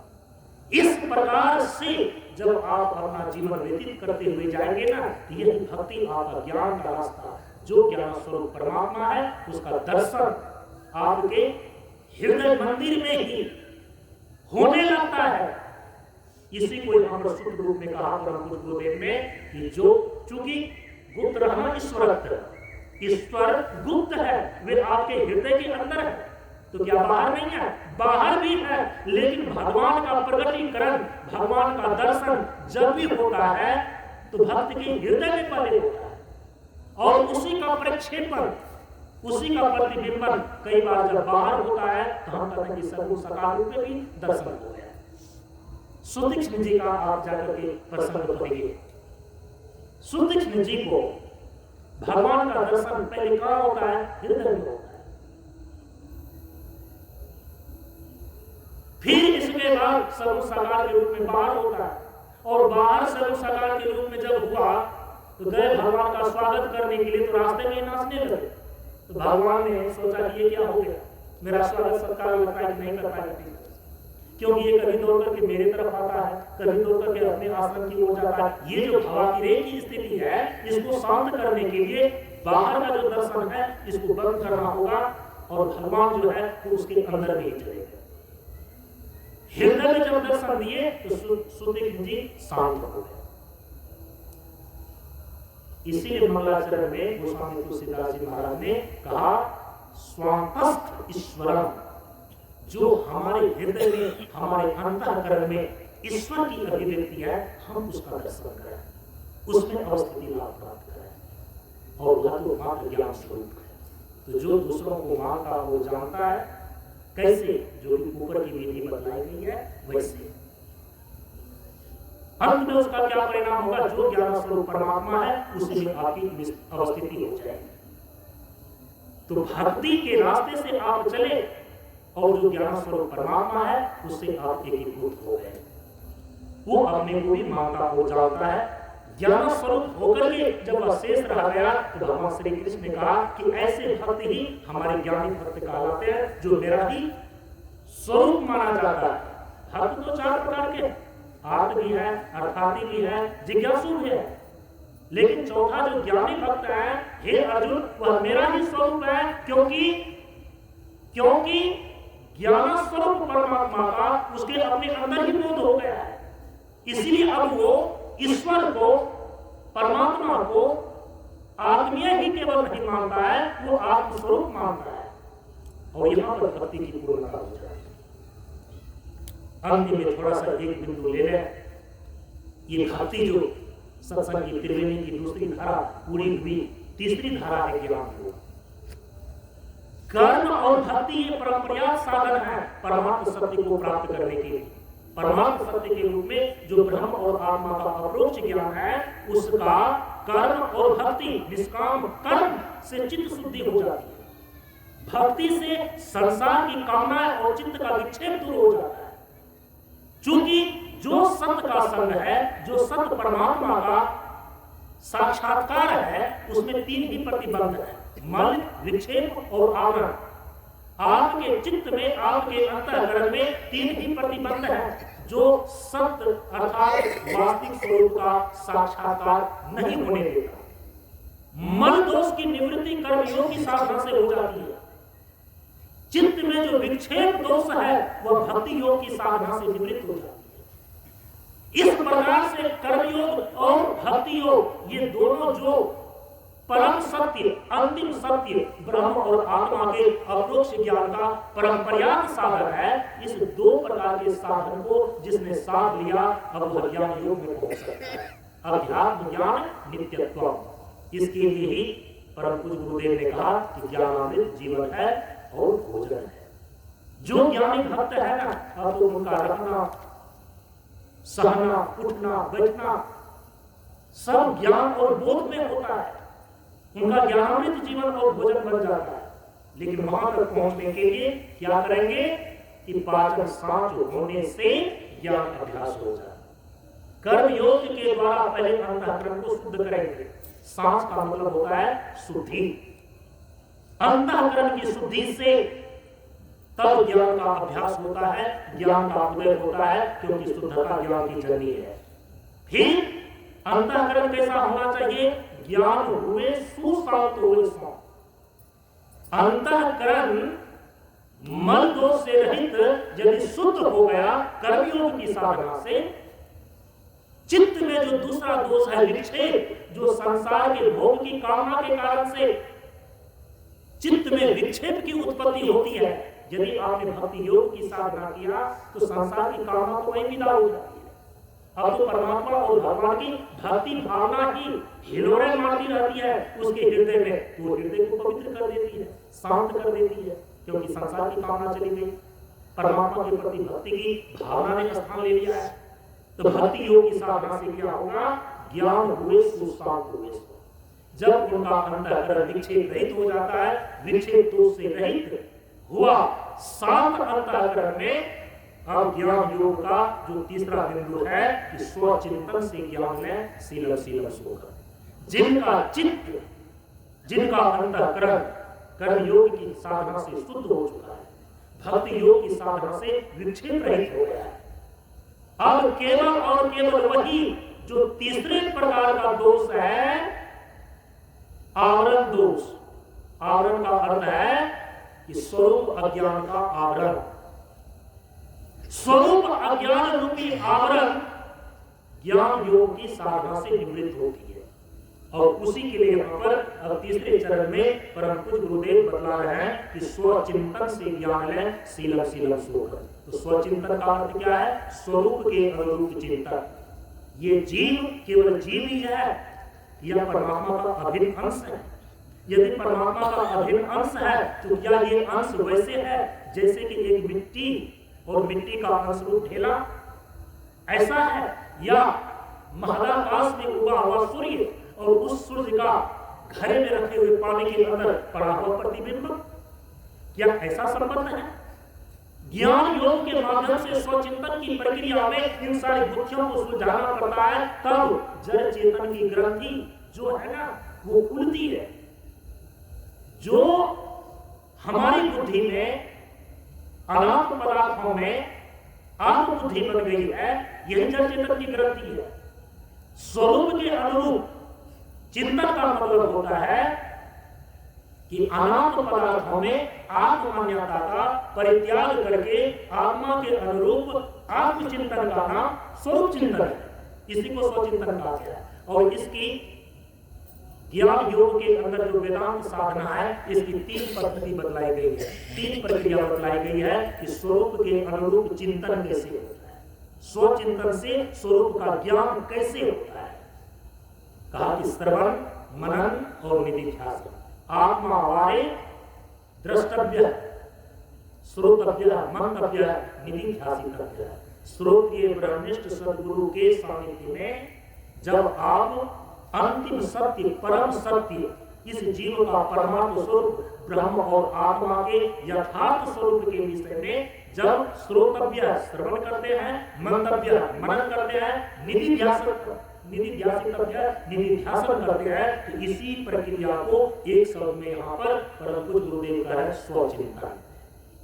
इस स्वचिंतन की प्रक्रिया से क्या होगा, जो स्वरूप को लेकर अज्ञान है उस अज्ञान के आवरण का ध्वंस होगा, वो अज्ञान का आवरण टूट जाएगा। फिर ये जीव अपने परमात्म स्वरूप जो ब्रह्म और आत्मा अंतिम सत्य के रूप में है, वो अंतिम सत्य रूप में ही यह अवशिष्ट होकर के रहता है। इसी को बोलते हैं जीव और ब्रह्म का एकत्व स्थिति। तो अंतिम में इसलिए उपसंहार परम पूज्य गुरुदेव ने किया कि ज्ञान हुआ जब शांत हुआ, 2 पावों का पद्मासन, त्याग, विवेक, अभेद हुआ, जड़ चेतन का अनुशासन। जड़ चेतन की ग्रंथि खुल गई, अनात्म पदार्थों में जो आत्ममान्यता बनी हुई थी वो टूट गई, आत्मा के अनुरूप आत्म स्थिति हो गई।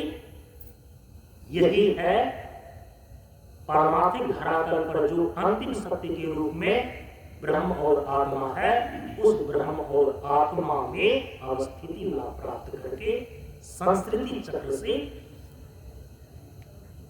बाहर चले जाना।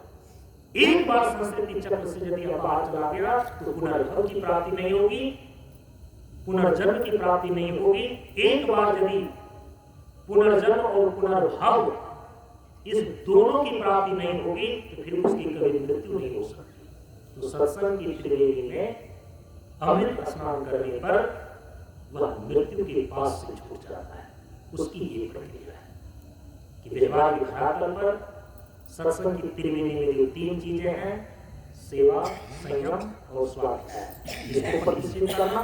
और दार्शनिक धरातल पर सत्संग की त्रिवेणी के अंदर जो ये 3 धाराएं हैं, कर्मयोग, भक्ति योग और ज्ञान योग, इसको प्रतिष्ठित कर लेना। इस विधि से यदि सत्संग की त्रिवेणी में आपने अमृत स्नान कर लिया तो आप सदा के लिए मृत्यु से छूट जाएंगे। इन्हीं शब्दों के साथ हम यहीं पर अपनी वाणी को विराम देते हैं। ओम पूर्णमदः पूर्णमिदं पूर्णात् पूर्णमुदच्यते पूर्णस्य पूर्णमादाय पूर्णमेवावशिष्यते। ओम शांति शांति शांति। हरि ओम श्री गुरुभ्यो